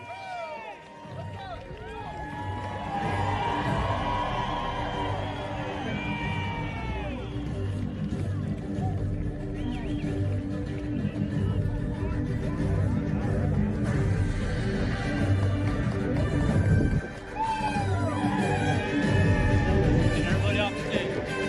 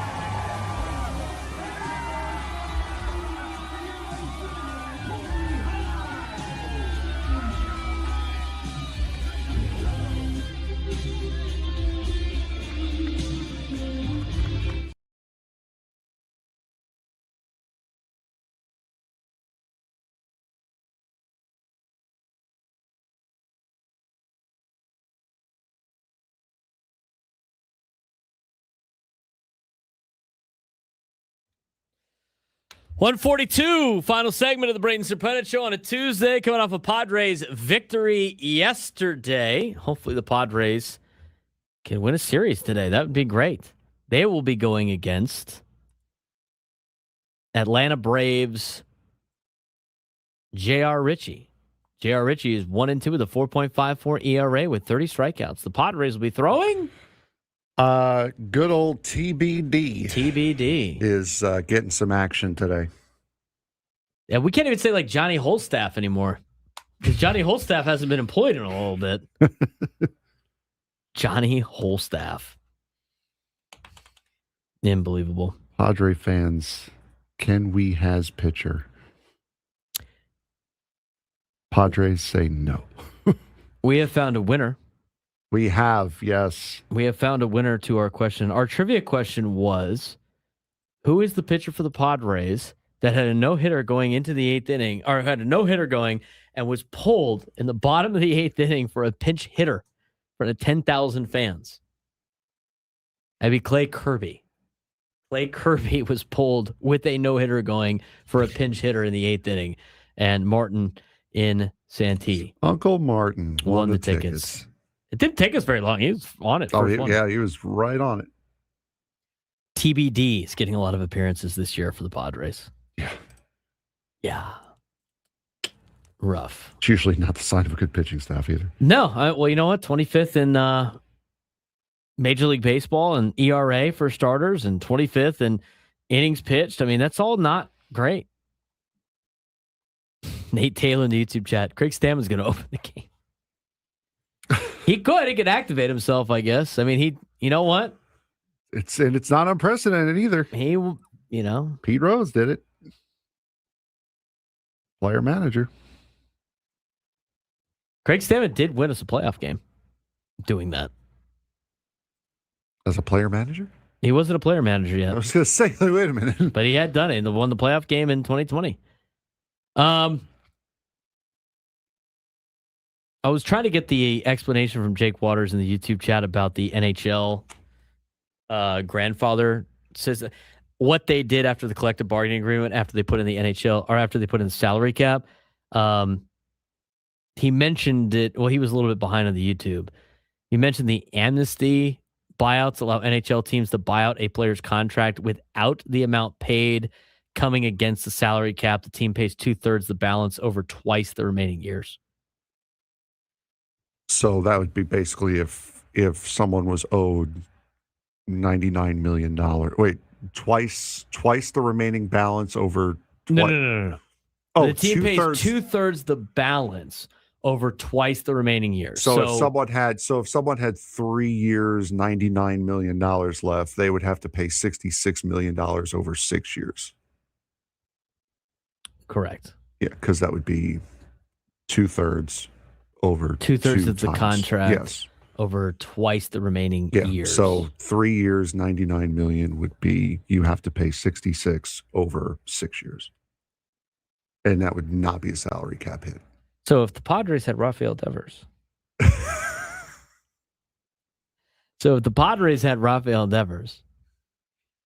$15 million, 7 years, 105. Yeah, no, let's so that would be hold on, let's be the fans here. Let's really be the fans.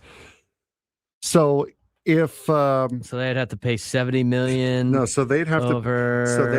so they'd have to only pay like $5 million over 6 years to get Yuki Matsui out of here, right? If we're really being fans, is that how we're really going to do this? Yeah, I guess. I don't know. I think that probably only works for one player, right? That you could get out of. I'm not sure. I mean, if that was the case, you would Padre friends probably would still use it on you. If you got that for like next year, like you made the trade and you got it for next year to get under the cap, like if they were to apply the cap, you would owe Devers $70 million, and it would be over 14 years. You have 14 years to pay him $70 million, which would be $5 million a year, which would be great. That Bobby Bonilla contract doesn't look so stupid now, does it? No, absolutely not. Especially when that's about to become the norm. I would imagine they could implement that. I mean, for the players, they get 2/3. I mean, I guess they would probably want that. They went from fully guaranteed salaries to getting 2/3 of a contract wouldn't be great, but you could definitely use that on a handful of Padres players that have big contracts, right? That'd be an interesting decision for them. Xander. I don't know. Right now, like a lot of fans might be saying Manny on top of that. Remember, he's got like $40 million next year. He gets $39 million next year. And he gets $39 million for the remainder of his contract, which would be 2027. But it'd be the same thing. It'd be, he's a free agent in 2033, just like Devers is. So he gets $39 million. He's still owed $273 million over the next 7 years. That's a lot. I don't mind that clause. I mean, there's so many things. We haven't talked about the collective bargaining agreement with Major League Baseball because there isn't one. But they, the different rules that they're putting in. I understand the draft stuff, which again it's not going to work with the Players Association. I don't mind the draft thing. I'm not a huge believer in having like 1,000 minor league teams out there per organization to just, this is going to sound rude, but like keep some dreams alive that probably are never going to make it to the big leagues. You know what I'm saying? Like I'm not against that. I think you can develop players at the college level. I know a lot of people say that's not true. We haven't spent too much time on the new draft proposal, but they haven't really gotten into the weeds yet when it comes to things or rules that other leagues do that could probably make it more enticing, like a designated player, right? Yeah. If I'm Major League Baseball right now, I'm looking at everything that the other leagues have done, all of them, NFL, NBA, NHL, MLS, all of them, and trying to figure out a way to combine the best parts of their CBAs in a way that works for Major League Baseball. That is what I would be doing right now.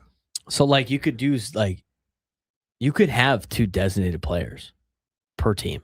That's 30 players that can make unlimited funds. And when we have these conversations fall flat, you see the top 1% of the players that are like trying to argue for the other players in the middle. But if you had 2 designated players per, that's 60 players.